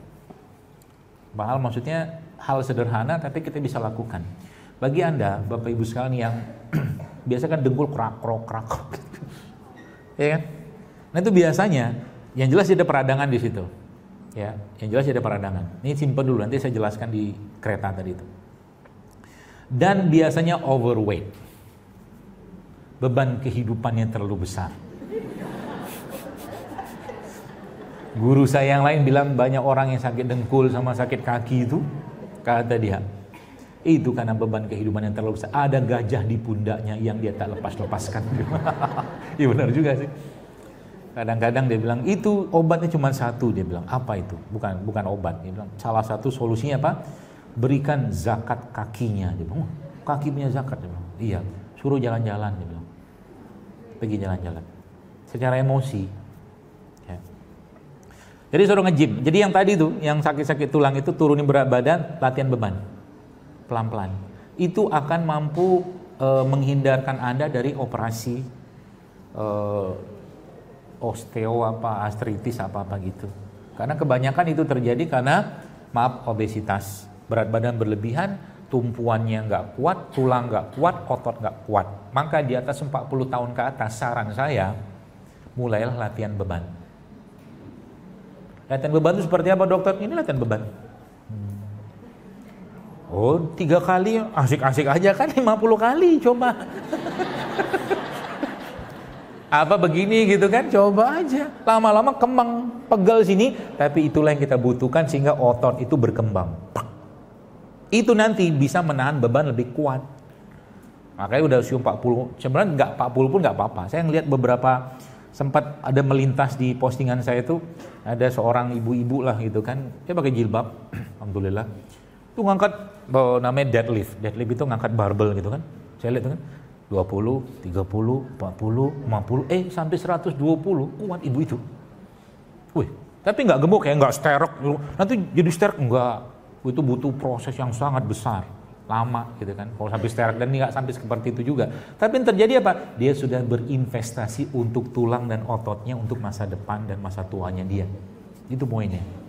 Ya, beberapa tuh yang saya lihat tuh yang bahkan ada yang mohon maaf pakai cadar juga, udah nge-gym. Ya, tentunya cari tempat-tempat gym yang syar'i. Ya, kalau minimal kalau di rumah Anda mulai berinvestasi kayak begitu, beli barbel kecil gitu kan tuh bagus. Main 5 kilo, 3 kilo cukup kok, begini-begini aja. Tapi lama-lama tuh kebentuk sini tuh. Ya. Itu cara paling gampang. Atau pakai beban seri juga boleh. Nah, kembali ke itu tadi, kereta tadi. Ini ilmunya sebenarnya. Jadi penumpang itu Bapak sekalian itu gula. Penumpang itu gula yang masuk dalam tubuh kita. Oke.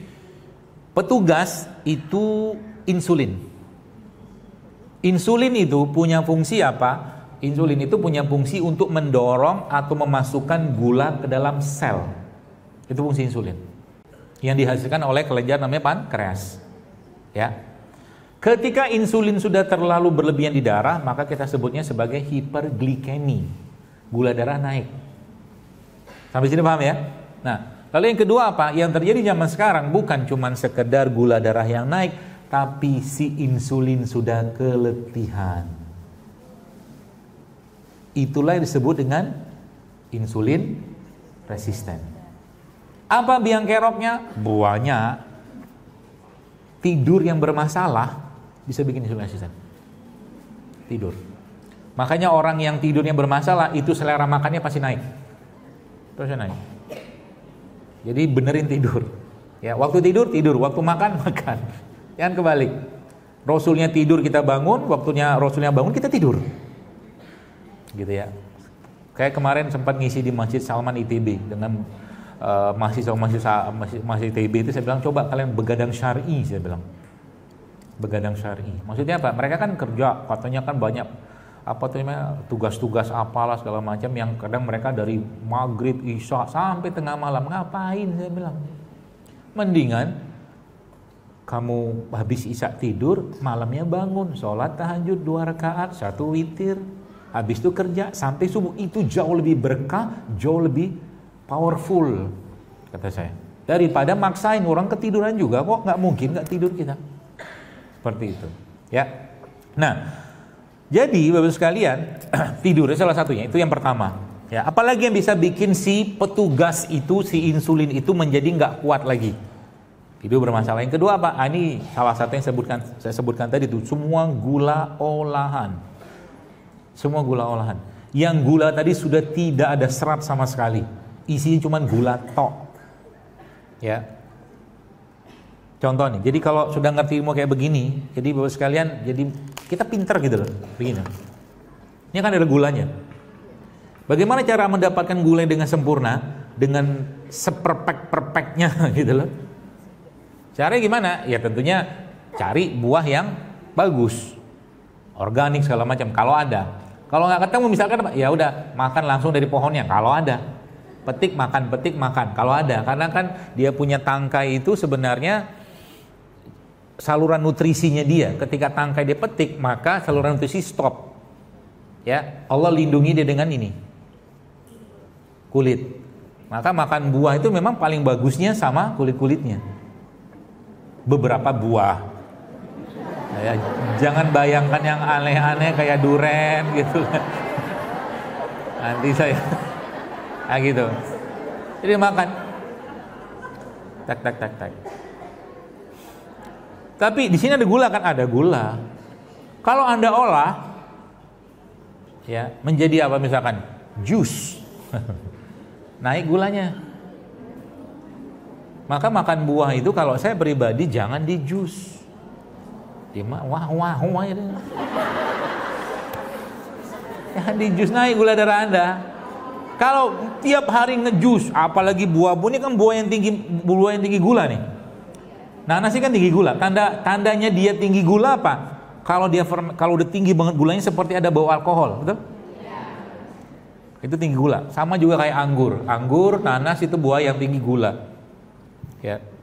Jadi dia kalau sudah cukup lama dia akan fermentasi karena air ketemu gula itu secara umum ya kaidah dasarnya itu dia akan fermentasi.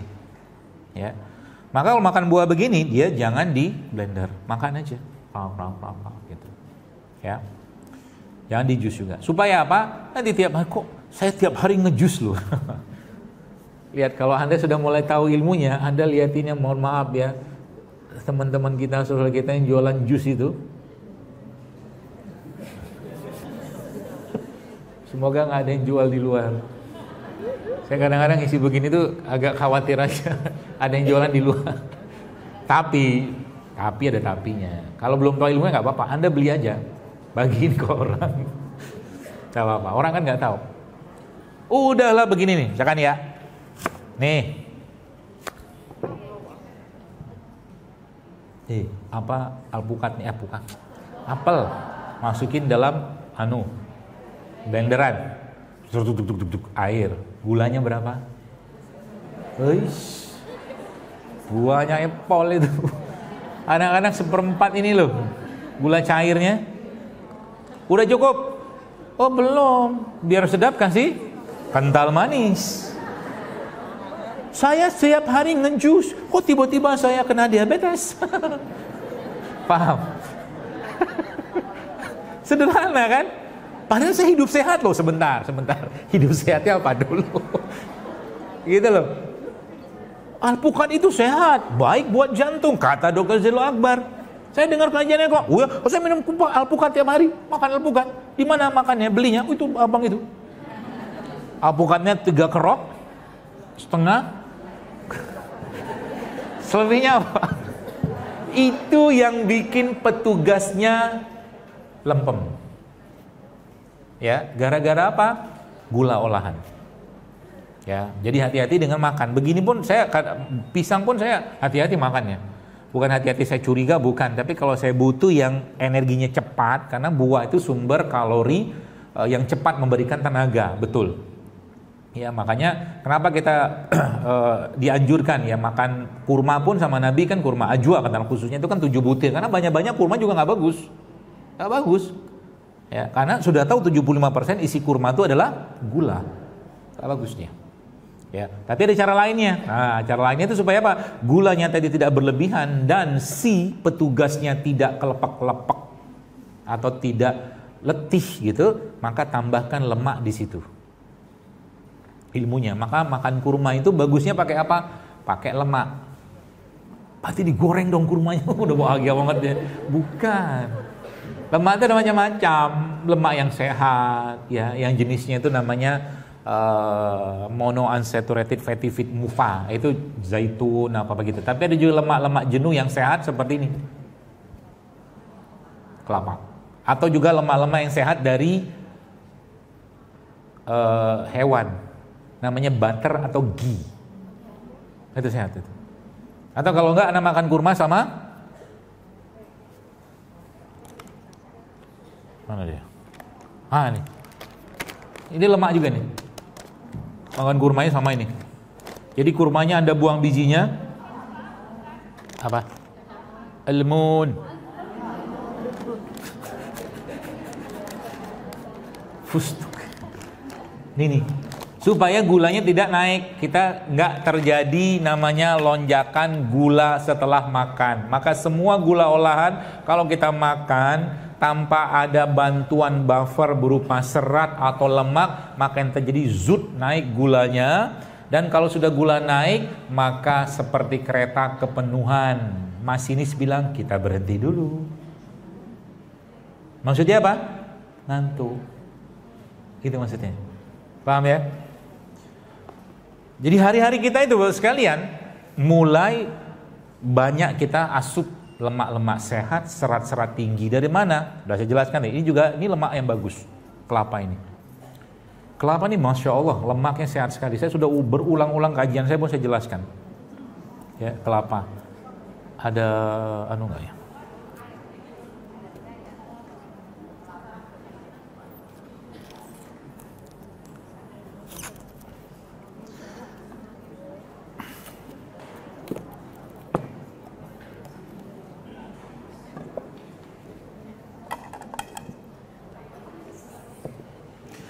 Air kelapa ini Bapak sekalian, ini air isotonik terbaik yang Allah ciptakan di Indonesia. Isotonik. Nanti browsing sendiri, googling sendiri apa itu isotonik. Tonisitasnya sama. Mau dia kelapa tua, mau kelapa muda, isotonik. Maka di zaman dulu saya pernah dapat kabar dari kakak kelas saya waktu zaman mereka masih transportasi susah ya, waktu mereka bekerja di pedesaan pedalaman itu mereka sampai bisa ngimpus pakai air kelapa. Ngimpus. Karena isotonik dia.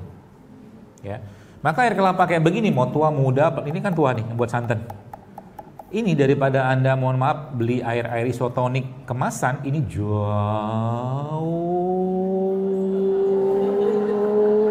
lebih baik. Panjang jauhnya? Panjang. Jauh lebih baik. Ya. Tuh. Apa lagi? Satu laginya apanya itu adalah mana tadi dia? Nah, ini dia. Ininya dia.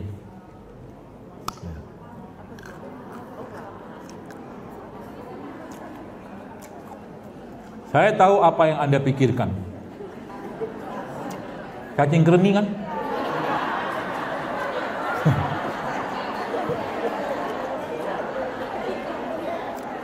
Mungkin sudah berpuluh-puluh kali kajian saya sampaikan bahwa nggak ada urusannya kelapa ini sama cacing kremi. Tolonglah jangan fitnah dia. Udahlah kambing kita fitnah tiap tahun, ya kan? Wah, habis makan kambing tensi naik. Bukan karena kambingnya. Kambing baik-baik saja. Cara kita ngolahnya, garamnya juga sama. Maka saya sarankan kalau garam pun ganti dengan garam. Saya nggak sebut apa jenisnya, pokoknya garam non refinasi, itu aja pesan saya. Mau garam laut boleh, mau garam darat boleh, garam udara boleh. Pokoknya garam non refinasi. Sebab kalau garam biasa, contoh begini, biar paham istilah refinasi itu ya. Gini. Anggaplah ini air tebu. Air tebu isinya apa? Gula kan?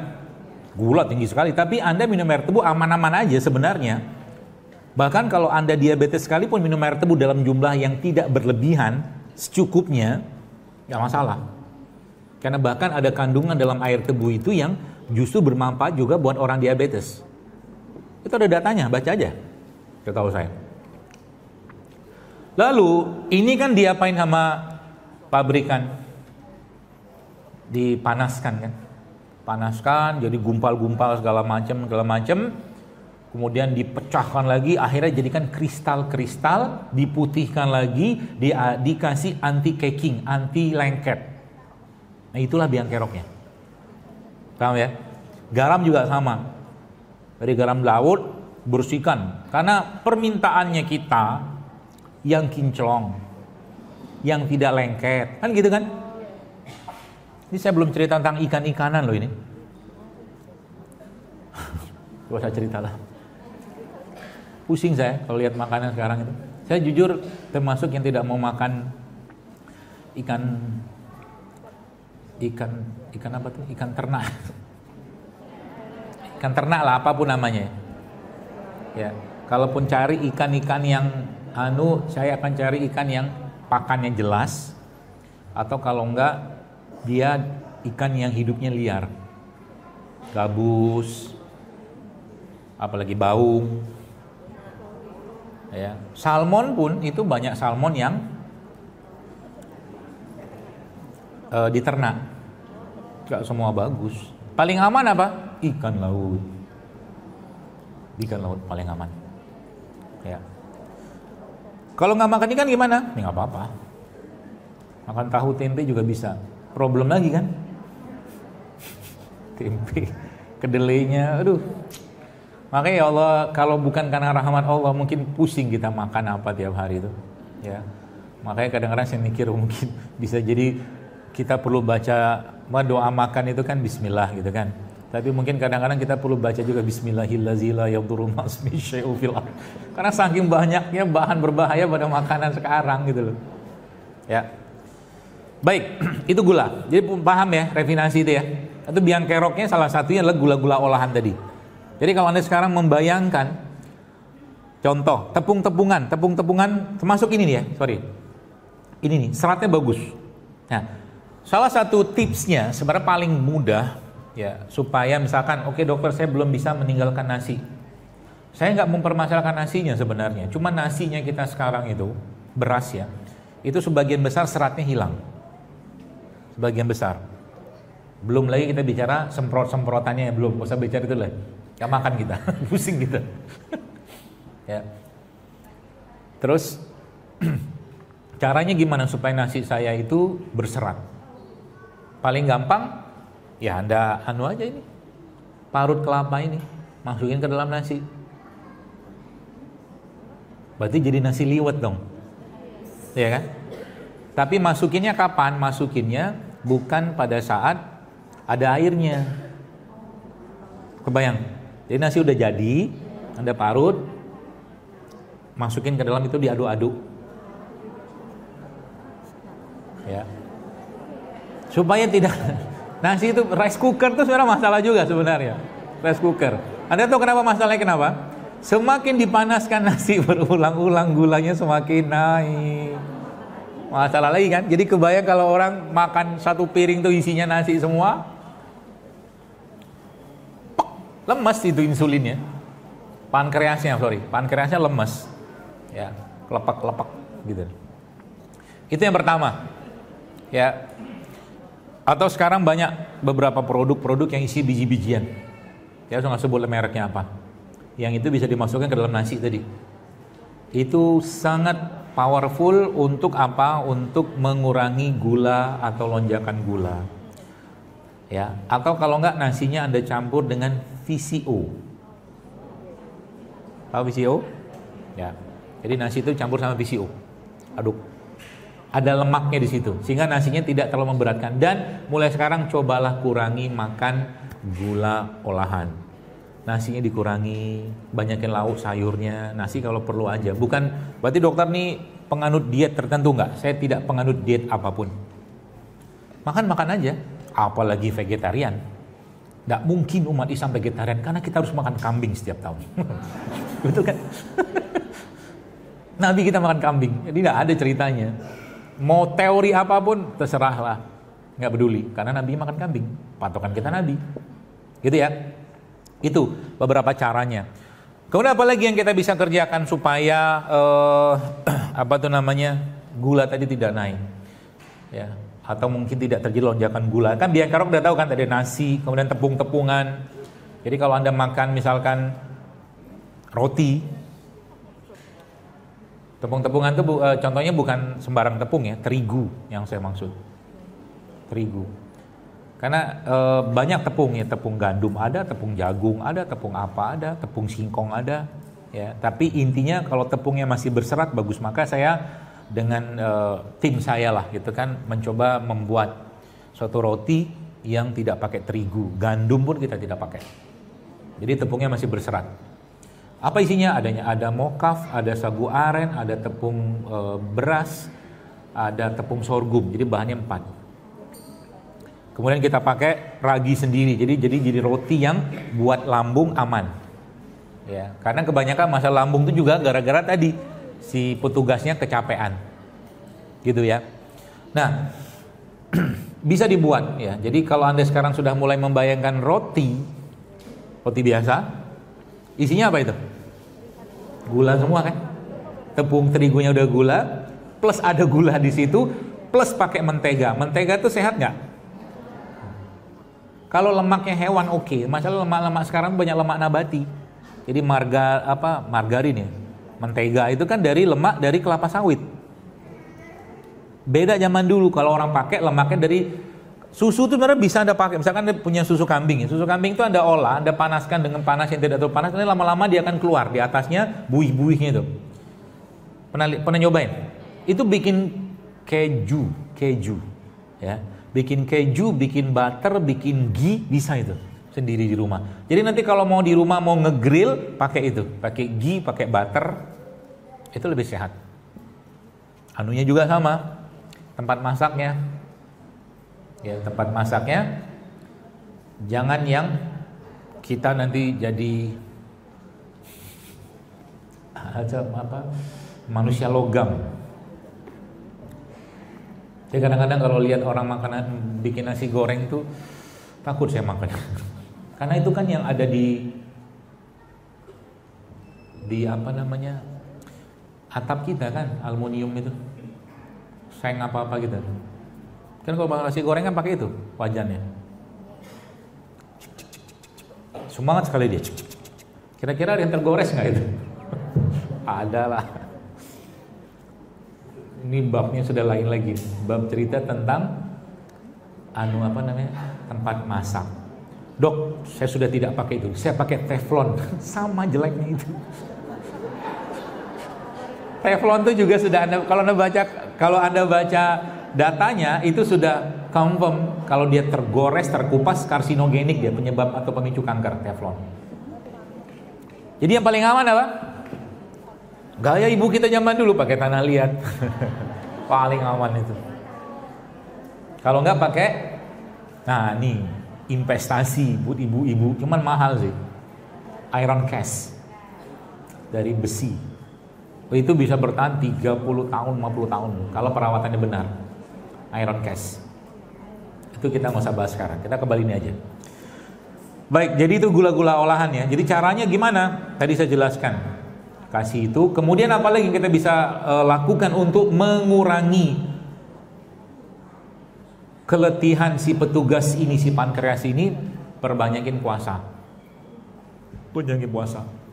Ya, ibarat kata kereta tidak beroperasi. Ya. Yang jadi masalah sekarang bukan itu saja Bapak sekalian. Yang jadi masalah adalah begini. Gula yang berlebihan dalam tubuh kita itu, kalau kita ada satu buku lama sudah saya baca itu, judulnya Sugar Blue Syndrome apa-apalah gitu, lupa saya. Itu dijelaskan. Dia jelaskan bahwa gula pasir itu memicu lebih dari 60 bahkan 90 jenis penyakit. Gara-gara apa sebenarnya? Gara-gara si resisten tadi itu. Makanya kalau 3 bulan yang berakan ini dulu mulai stabil, disiplin kita ya, kita nggak banyak berinteraksi sama dia, badan kita tuh akan reset lagi. Percaya deh, itu hal yang sederhana sekali kita bisa kerjakan. Ya, jadi makan gula itu gula-gula asli semua. Ya, tapi tetap gula is gula. Maksudnya gimana? Dokter, saya nggak, kalau sekarang bikin kopi saya tidak pakai gula pasir, tapi pakai gula aren, tetap gula. Tetap Anda harus batasin. Itu poinnya. Ya, lebih bagus Anda minum kopinya nggak usah pakai gula, biar merasakan pahitnya kehidupan. Kalau pakai robusta, kalau pakai arabica, asamnya kehidupan. Gitu ya, puasa.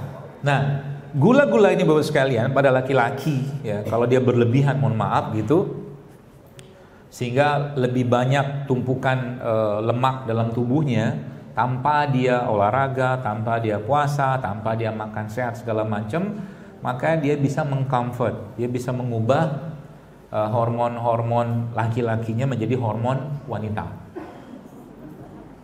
Berarti jadi lebay, jadi kayak fancy gitu? Enggak juga, cuman qawamah dia berkurang. Qawamah itu kalau bahasa ar-rijalu qawwamuna 'alan nisa kan gitu kan. Laki-laki itu, jadi bahasa pemimpin itu bukan tidak cocok, tidak cocok itu diterjemahkan qawamah, karena qawamah itu inisiator iya, eksekutor iya, semua dia. Satu paket komplit seorang pemimpin itu qawamah. Ya. Jadi sekarang ini kan kebaliknya, perempuannya,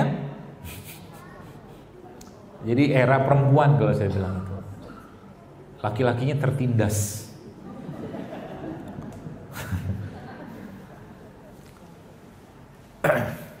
Makanya zaman dulu Mitsubishi kuda, Kijang jantan, era laki-laki. Sekarang Agia.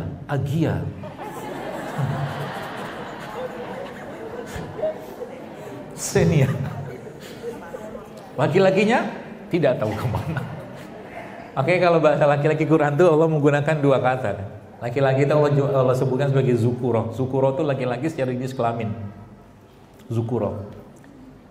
Tapi kalau untuk sesuatu yang memerlukan kapasitas seorang pemimpin, Allah pakai kata rijal, rujulah.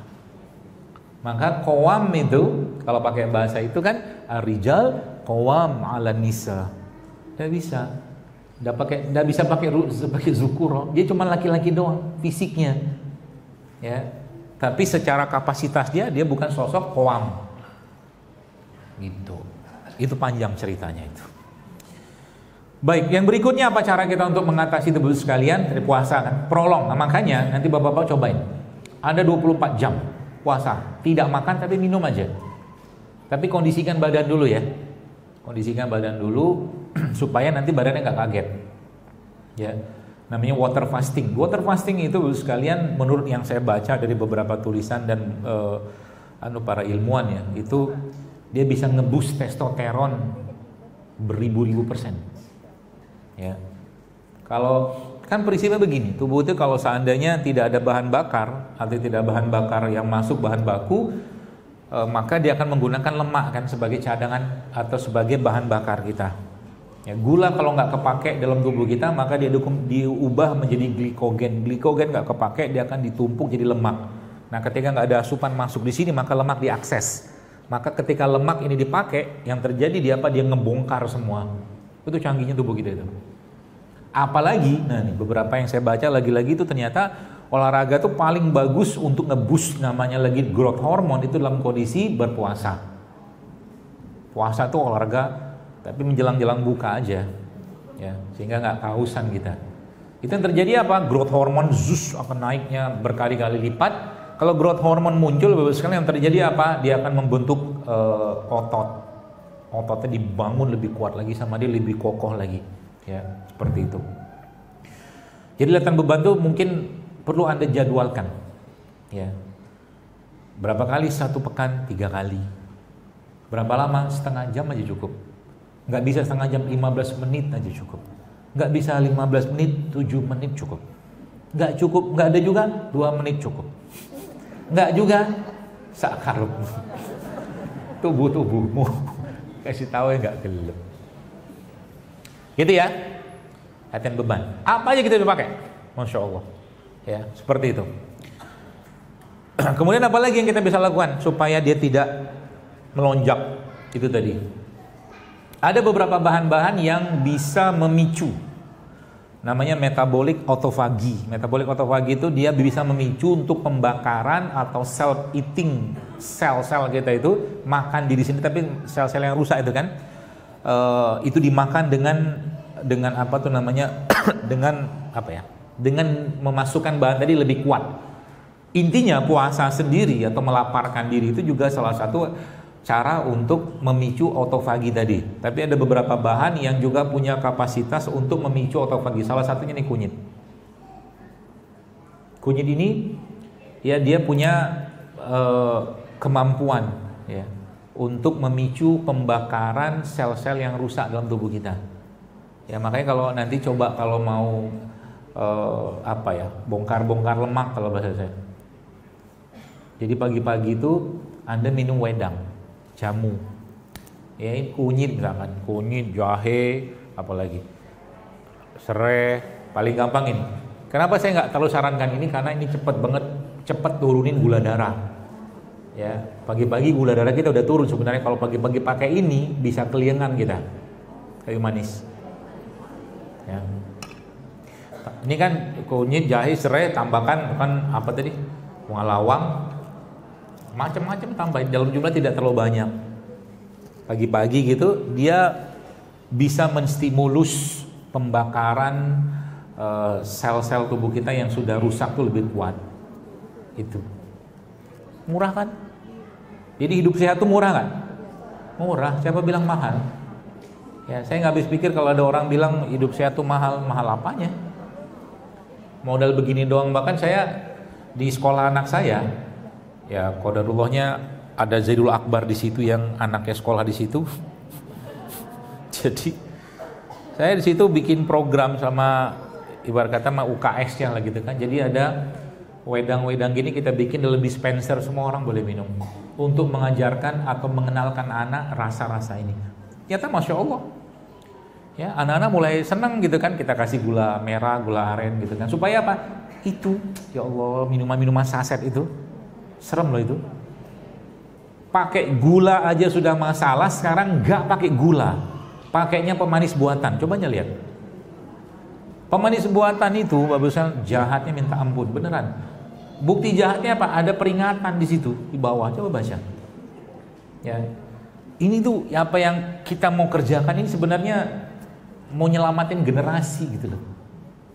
Kalau nggak tuh nanti ke depan, nauzubillah min zalik ya, 20-30 tahun mungkin 10 tidak lama ini dengan kondisi sekarang pemakanan yang berlimpah gula olahan ya, berbagai macam, itu nanti akan terjadi namanya epidemic insulin resistant. Insulin resistant itu efeknya bukan cuma ke diabetes, stroke, kencing manis, darah tinggi, sampai ke kanker-kanker itu ke situ peginya. Beneran. Sayang kalau kita nggak selamatin, makanya jangan biarkan tuh anak-anak makan-makan yang begituan. Kalau mau jadi kan anak soleh sih soleh gitu kan, umur 20 tahun nauzubillah zalik tiba-tiba kena gagal ginjal. Terjadi sekarang. Kenapa kayak saya orang masak begini ya? Nah gitulah. Gitu. Jadi hati-hati dengan makanan. Ya. Kemudian apalagi Bapak sekalian yang kita bisa lakukan supaya dia tidak naik gulanya tadi itu. Minum cuka. Cuka apa aja. Yang jelas jangan cuka dapur. Iya, karena cuka dapur itu sintetik. Dia cuma asetat doang itu. Yang saya maksud di sini adalah cuka fermentasi. Ya. Dan sudah pernah saya ajarkan cara bikinnya. Lama, namanya classic enzim. Ada dua tuh, ada eco enzim, ada satunya classic enzim. Di browsing di reelnya saya udah lama itu. Ya, itu pakai modalnya apa ini nih, buah-buahan ini sama biji-biji sama kulit-kulitnya itu ditumpuk 2 minggu sampai ke 3 bulan. Ya, nanti dia fermentasi, cairan fermentasinya itulah yang nanti Anda campurkan ke minuman. Itu juga bermanfaat untuk apa? Untuk tadi mencegah gula darah naik setelah makan makanan olahan. Mudah kok sebenarnya. Oke, kayak nggak bisa bikin, gampang, beli cuka. Cuka apel, cuka nanas, cuka madu, apa aja cuka. Ya, caranya gimana? Gampang, Sebelah air begini, Anda campur cuka sedikit, 1 sendok, gak usah banyak-banyak lah ya. Sendok teh cukup. Minum, aduk-aduk, airnya agak banyakin supaya nggak asem, kan asem dia. Supaya airnya terasa tawar. Ya, minum bismillah, jangan curiga. Kenapa jangan curiga? Kalau udah curiga duluan nanti dia bereaksi ke badan kita kan. Aduh, nanti lambung saya sakit, gak usah minum kali itu. Curiga namanya. Ya, curiga. Nah, termasuk ini tadi yang tadi ada kunyit-kunyitan tadi, termasuk kopi juga, dia bisa mengurangi sensasi pengen makan. Jadi kopi pahit ya. Mungkin sudah lihat video saya tentang itu. Gitu. Jadi cuka ada diminum.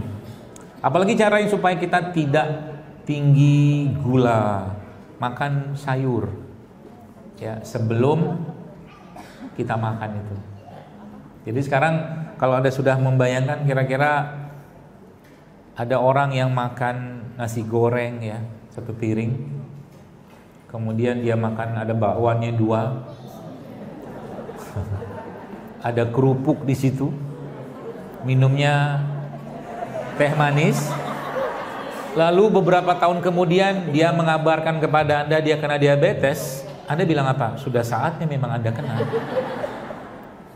Kan nyari penyakit namanya itu. Olahraga enggak, puasa enggak, makan sehat enggak, makan isinya gula semua. Ya, cari penyakit namanya. Kamu menikmati hidup, ya nikmatilah hidup. Ada setan kok, iblis di situ yang nongkrongin kita. Enggak sesederhana itu urusan makanan itu. Ya, menurut saya dan apa saya pelajari. Jadi harus hati-hati. Jadi sayur-sayuran tuh makan dulu. Ya, sebelum kita mengkonsumsi makanan tadi. Jadi mungkin sekarang kalau berarti penggantinya supaya dia tidak tidak tinggi gula itu jenis karbonya apa? Banyak. Kentang bisa, ya kan? Apalagi umbi-umbian bisa. Beras hitam boleh tapi nggak enak. Saya nggak suka. Beras merah nggak enak juga. Saya nggak suka. Ada namanya beras coklat. Jadi beras coklat itu beras yang tidak digiling sempurna sehingga masih ada pembungkus-pembungkusnya itu. Nah itu bisa Anda pakai di rumah. Jadi kalau nanti ada orang di kampung yang penggilingan padi itu, tapi sekarang yang jual banyak kok. Ya, itu bilang jangan digiling sempurna. Itu ada seratnya itu.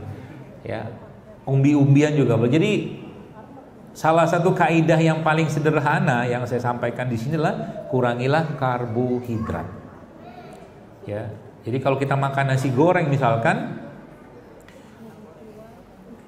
supaya apa istilahnya itu, supaya tidak berat beban pankreas kita, maka makan acarnya dulu. Paham ya? Kalau bisa nasi gorengnya 2 sendok makan aja. Sisanya acar. Loh, cobain.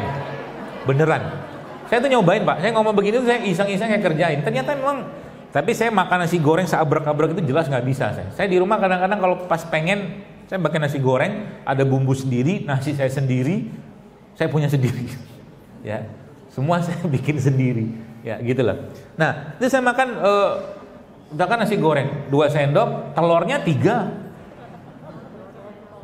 Protein, ya, acarnya yang banyak, nggak usah pakai kerupuk. Kalau pakai kerupuk sekarang sudah mulai ada yang jual tuh kerupuk-kerupuk dari sorghum, non terigu, kan asik tuh.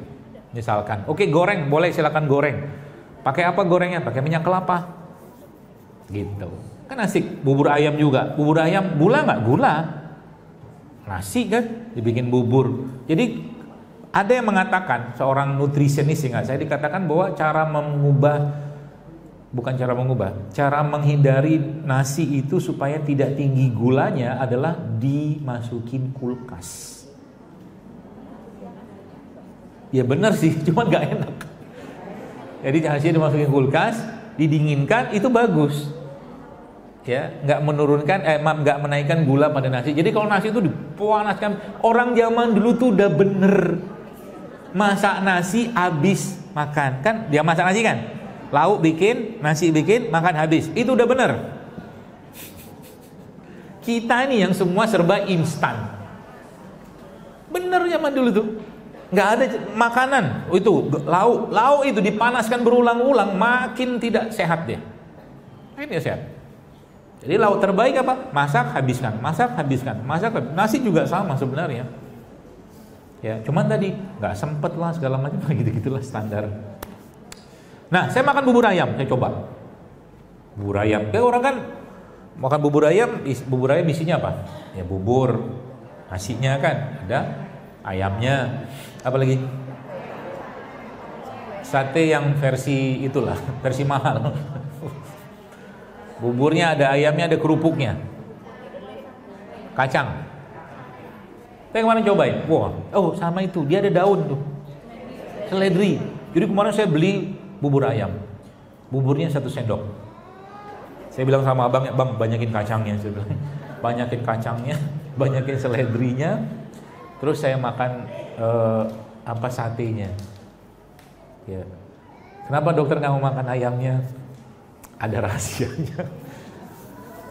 Ceritain semua nanti repot, pusing nanti Anda. Cukup saya aja yang pusing. Ya, jadi makan ayam. Jadi kalau dokter makan ayam apa? Ayam kampung, gitulah. Sekarang udah banyak sih bubur ayam kampung. Ada kan? Itu dia bubur ayam jualannya di kampung. Bukan bubur ayam di kampung. Karena ayam sekarang itu agak-agak bingung saya membedakan laki perempuannya. Ayam, pernah mikir nggak? Ayam sekarang itu dipotong-potong itu saya kadang bingung ini laki atau perempuan, jantan atau betina nih ayam. Gitu. Baik, kita nggak. Jadi saya makan itu, makan bubur itu kan, ternyata enak, nggak terlalu berat badan. Intinya kurangi karbohidrat, itu aja intinya. Jadi kalau Anda sekarang mau pankreasnya nggak kelepek-kelepek, kurangi karbohidrat, banyakin puasa, sayur, serat, cuka, apalagi tadi latihan beban. Nah itu poinnya. Ini kan semua serat ini, ya. Itu efeknya, masya Allah, hilang bu, beneran. Saya banyak sekali ketemu orang yang mempraktekkan tiba-tiba, dok terima kasih ya, terima kasih. Resep yang mana saya nggak tahu, saya bilang. Ya, terlalu banyak yang sudah saya sampaikan maksud saya, jadi saya nggak tahu yang mana. Ya, akhirnya masya Allah mereka tiba-tiba kolesterolnya turun, ininya turun segala macam. Apalagi tambah lagi dengan latihan beban, puasa, bla bla bla gitulah. Seperti itu ya. Jadi mudah sebenarnya sekalian ya, apalagi mengandalkan begini-beginian. Ya, akhirnya saya berinisiatif ya. Kalau yang sudah pernah, alhamdulillah, ada kapan-kapan mampir. Namanya Cafe JSR di Jati Asih. Kemarin ada ibu-ibu. Ini saya cerita sedikit.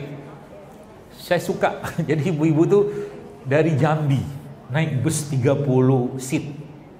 Mereka tur M to M, masjid to masjid. Dari Jambi, ibu-ibu ada 78 tahun. Allahu Akbar, saya bilang, saya salut, saya bilang. Jadi mereka tuh dari Jambi itu ke Jogja, ke Bandung, ke Solo, masjid-masjid aja. Nah, pulangnya habis tur terakhir dari masjid di Bandung itu mereka mampir ke kafe. Ya, apa yang dijual di kafe? Ya ini. Nggak ada gula, nggak ada tepung, gitu-gitulah. Saya coba praktekkan. Ya, kapan-kapan boleh mampir. Ya, kemarin ada majelis taklim dari mana Bintaro itu juga satu bus datang ke sana.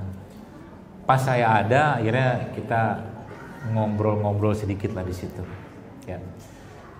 Apa pesannya buat saya berkaitan dengan ini semua? Apapun yang kita bisa lakukan untuk memberikan asupan sehat kepada masyarakat, kepada keluarga, kerjakanlah.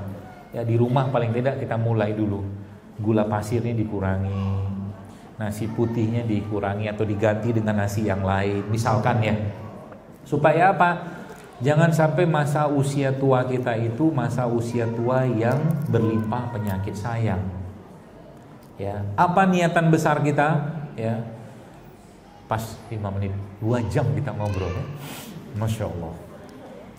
Apa niatan besar kita dengan ini semua? Ngapain sih dokter ribet-ribet banget ngurusin beginian? Toh mati juga. Betul gak?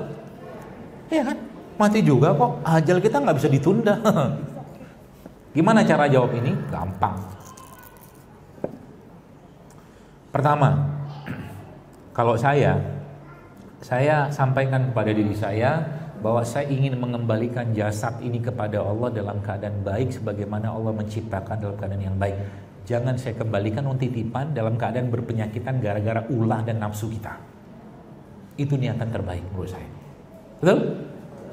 Yang kedua apa? Ibadah-ibadah yang kita kerjakan sampai umur 60 tahun, 70 tahun katakanlah masih kita bisa kerjakan dengan sempurna. Sholat masih berdiri, haji, umroh katakanlah masih berdiri tidak pakai kursi roda. Pahalanya kan juga sempurna. Gara-gara apa? Gara-gara kita berinvestasi. Apakah pakai asuransi? Oh tidak. Asuransinya apa? Sedekah asuransinya. Begini nih asuransinya. Perlindungan Allah asuransinya. Doa gitu loh maksudnya. Sehingga nanti apa? Tiap hari semakin membaik sehingga nanti kita mati ketemu Allah dalam keadaan yang baik pula. Harapannya kan begitu. Tubuhnya baik, jasadnya baik, tidak menyerahkan kepada pemiliknya dalam keadaan berlimpah penyakit gara-gara ulahnya kita. Sayang kayak begitu. Ngapain? Ya, itu tujuannya. Jadi hidup sehat itu bagi seorang muslim itu bukan apa ya? Sekedar lifestyle, gaya hidup, oh tidak. Itu terlalu receh. Ya, maka bagi yang mohon maaf ada penyakit ya, tentunya minta petunjuk pada Allah, mudahkan ya, Allah sembuhkan, sehatkan kembali ya, sehingga nanti bisa harapannya apa? Harapannya misalkan yang sekarang sholatnya duduk, sekarang bisa berdiri. Tidak ada yang sulit buat Allah asal kita mau aja. Ya, seperti itu. Baik, saya kira mungkin itu, mudah-mudahan pesan-pesannya didapatkan semua. Dan semoga yang sakit Allah sehatkan, dan semoga yang sehat makin sehat, dan semoga yang sehat tadi semakin membuatnya taat kepada Allah Subhanahu wa taala. Dan yang paling penting kita berdoa memohon kepada Allah agar waktu terakhir kita hidup di dunia ini adalah waktu yang penuh dengan kebaikan, rahmat Allah, dan kita diwafatkan Allah dalam husnul khotimah. Dan kita dikumpulkan lagi dengan orang-orang soleh ya, para nabi, rasul ya, bapak ibu kita, kakek nenek kita, dan orang-orang yang kita di surganya firdausnya Allah tanpa hisab dan tanpa azab insyaallah. Saya kira mungkin cukup ya, sudah jam 11. Enggak usah ada pertanyaan. Belum tentu juga saya bisa jawab. Tapi tidak apa-apa lah, satu aja. Bapak aja ya. Mau bertanya.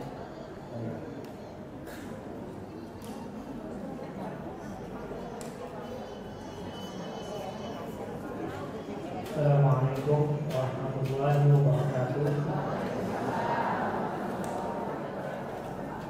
Ya, perkenalkan saya yang ingin saya tanyakan itu ada dua. Yang pertama, kalau ada istilah diabetes itu apa namanya, penyakit keturunan Ustaz, itu apakah benar atau apakah salah? Yang kedua itu yang saya mau tanyakan lagi itu tentang ketika orang yang sudah berobat itu kadang-kadang kan dokter itu pasti ngasih antibiotik tuh. Nah, antibiotik itu yang pasti kalau misalkan dia meskipun sudah sembuh tapi itu masih harus diminum sampai habis gitu. Itu bagaimana? Itu dari saya. Terima kasih. So. Nggak ada. Waalaikumsalam ya. Assalamualaikum. Jadi gini, penyakit keturunan itu ini sebenarnya temanya panjang ya kalau kita mau bahas. Tapi begini, kayak pistol ya, pistol yang sudah berisi peluru penuh. Jadi yang ada pelatuknya itu kan. Nah, pelatuknya itu lifestyle-nya kita. Lifestyle, gaya hidup. Jadi kalau orang tanya, misalkan kalau cuman kita ngebahas bab fisik doang ya, ada dia punya leluhur kakek, nenek atau buyut segala macam kena diabetes, apakah dia juga akan kena diabetes? Belum tentu. Kan pelatuknya dia sendiri. Gitu loh. Apa yang paling bisa menyetop itu? Maka jawaban yang paling utama adalah agama dan ilmu agamanya. Ada hubungan apa agama dengan ilmu agamanya? Begini Pak Bu, teman-teman sekalian, kita harus yakin bahwa yang penyakit atau apapun itu memang dari Allah tentunya ya. Tapi karena ulah kita juga ya. Artinya kalau Allah tidak berkehendak dan kita tidak berburuk sangka dengan Allah, ya tidak akan kena. Itu maksud saya ilmu agama. Kita berbaik sangka, kita jaga kesehatan, insya Allah nggak kena. Nah kebanyakan kayak begitu terjadinya gara-gara apa? Gara-gara dari awal dia sudah men-setting bahwa saya ini keturunan diabetes. Itu masalahnya. Ya. Saya banyak ketemu orang-orang yang alhamdulillah mereka nggak ada kena tuh penyakit-penyakit begituan gitu loh. Meskipun lagi-lagi sebenarnya paket penyakit itu sebenarnya bukan cuma paket dia turunan dalam bentuk fisik saja. Ya, kenapa? Karena penyakit itu ada emosinya juga yang terlibat di sana. Emosi. Ya. Emosi itu maksudnya apa? Perasaan, ya kejiwaannya dia, ya. Bab yang paling menjadi biang kerok penyakit-penyakit itu dalam yang saya pelajarin adalah hutang atau luka pengasuhan. Itu ngefek. Dari apa yang saya pelajarin ya, bukan yang di luar sana saya nggak tahu. Luka pengasuhan, defisit cinta, defisit kasih sayang, defisit penghargaan. Defisit itu kekurangan. Itu akan berimbas seseorang itu atau mungkin akan berefek ke fisiknya lambat laun. Ya.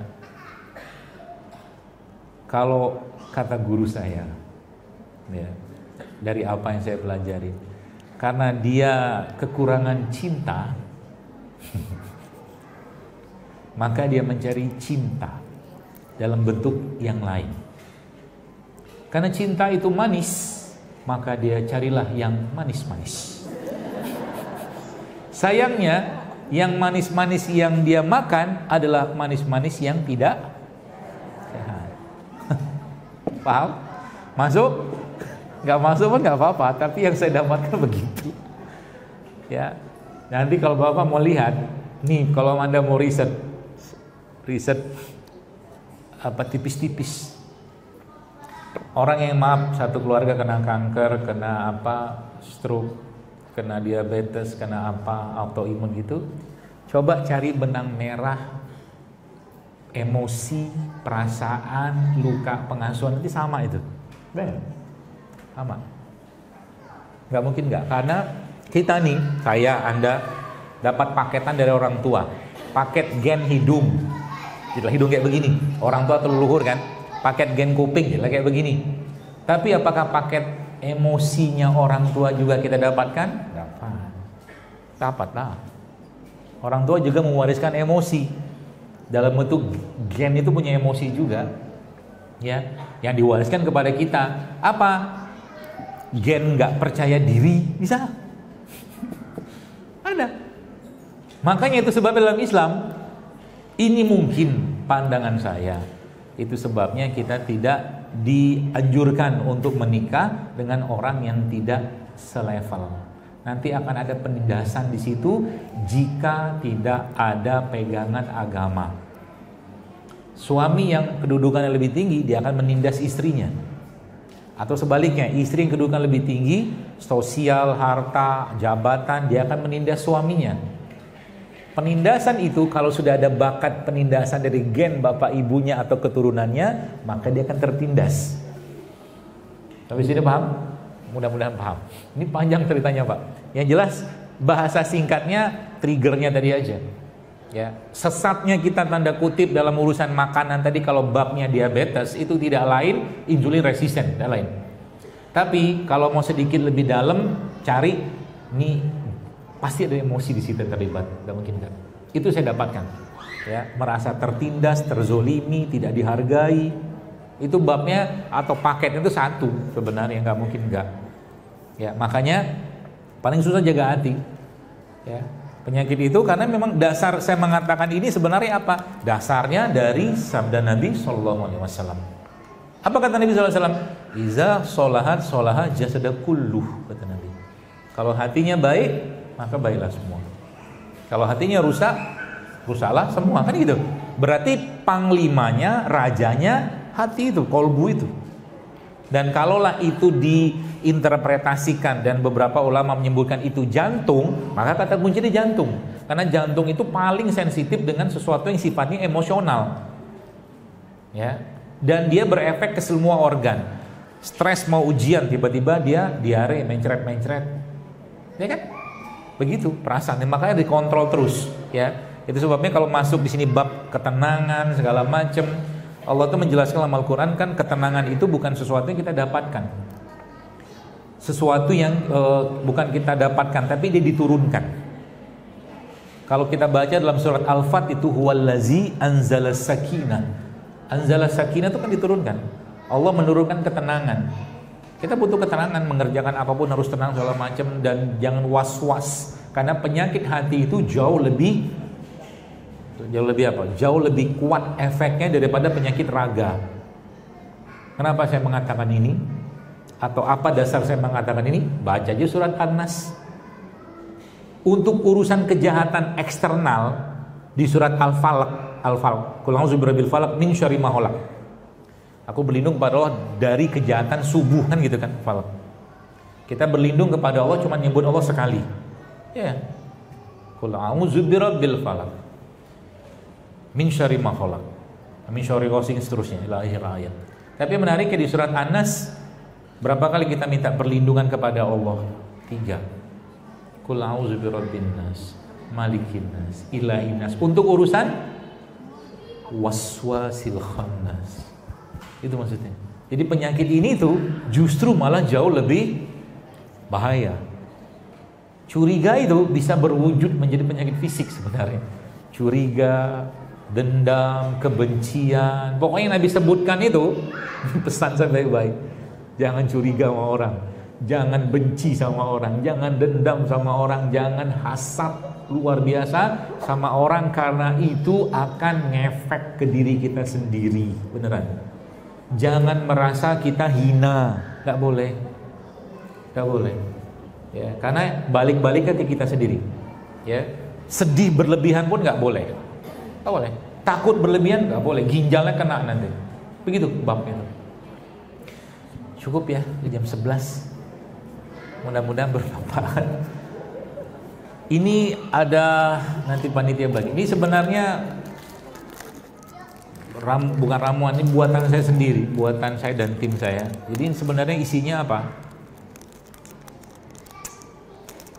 Bekatul. Bekatul itu kulit arinya beras, ya. Jadi ini sebenarnya salah satu, jadi dia serbuk ya, nanti Anda campurkan dengan air panas ya, itu diminum. Kasih madu boleh, nggak kasih madu boleh, sudah dicampurkan sedikit sama gula aren dan beberapa formula yang lain. Fungsinya apa? Menenangkan lambung, pencernaan, semua segala macam. Di mana bisa didapatkan? Nantilah kapan-kapan saya jelaskan. Ini trial dulu. Tapi saya tadi pagi, tadi malam minum 2, enak sih. Lambung juga enak. Bahkan yang diare pun minuminnya enak. Ya, kita campur dengan namanya kolagen peptide, macam-macam lah. Campur-campur gitu. Jadi bahasa yang saya sampaikan tadi itu sebenarnya saya terjemahkan salah satu dengan ini. Nanti dibagiin aja. Lihat ya, dibagiin. Jangan berebut. Gitu. Baik, saya kira mungkin cukup yang bisa saya sampaikan. Mudah-mudahan bermanfaat sekali lagi dan semoga apa yang saya sampaikan ini bisa diamalkan. Ya, karena sebaik-baik ilmu adalah ilmu yang diamalkan. Ya, jadi kita semua nanti pelan-pelan ya, mudah-mudahan Allah sehatkan kita menyadari bahwa ternyata tubuh kita ini amanah dari Allah, sehingga tiap hari itu kita mengkonsumsi yang sehat. Sekali-sekali cheating gak apa-apa lah, 20% lah, jangan sering-sering ya, tapi cheatingnya juga cheating yang cerdas ya, jangan ngawur cheatingnya ya. Saya kira mungkin itu segala kebaikan dan kebenaran tentunya dari Allah Subhanahu wa taala, segala kekurangan dan kesalahan dari saya pribadi kita tutup saja dengan doa kafaratul majelis. Subhanakallah wa bihamdika asyhadu an la ilaha illa anta astaghfiruka wa atubu ilaik. Assalamualaikum warahmatullahi wabarakatuh.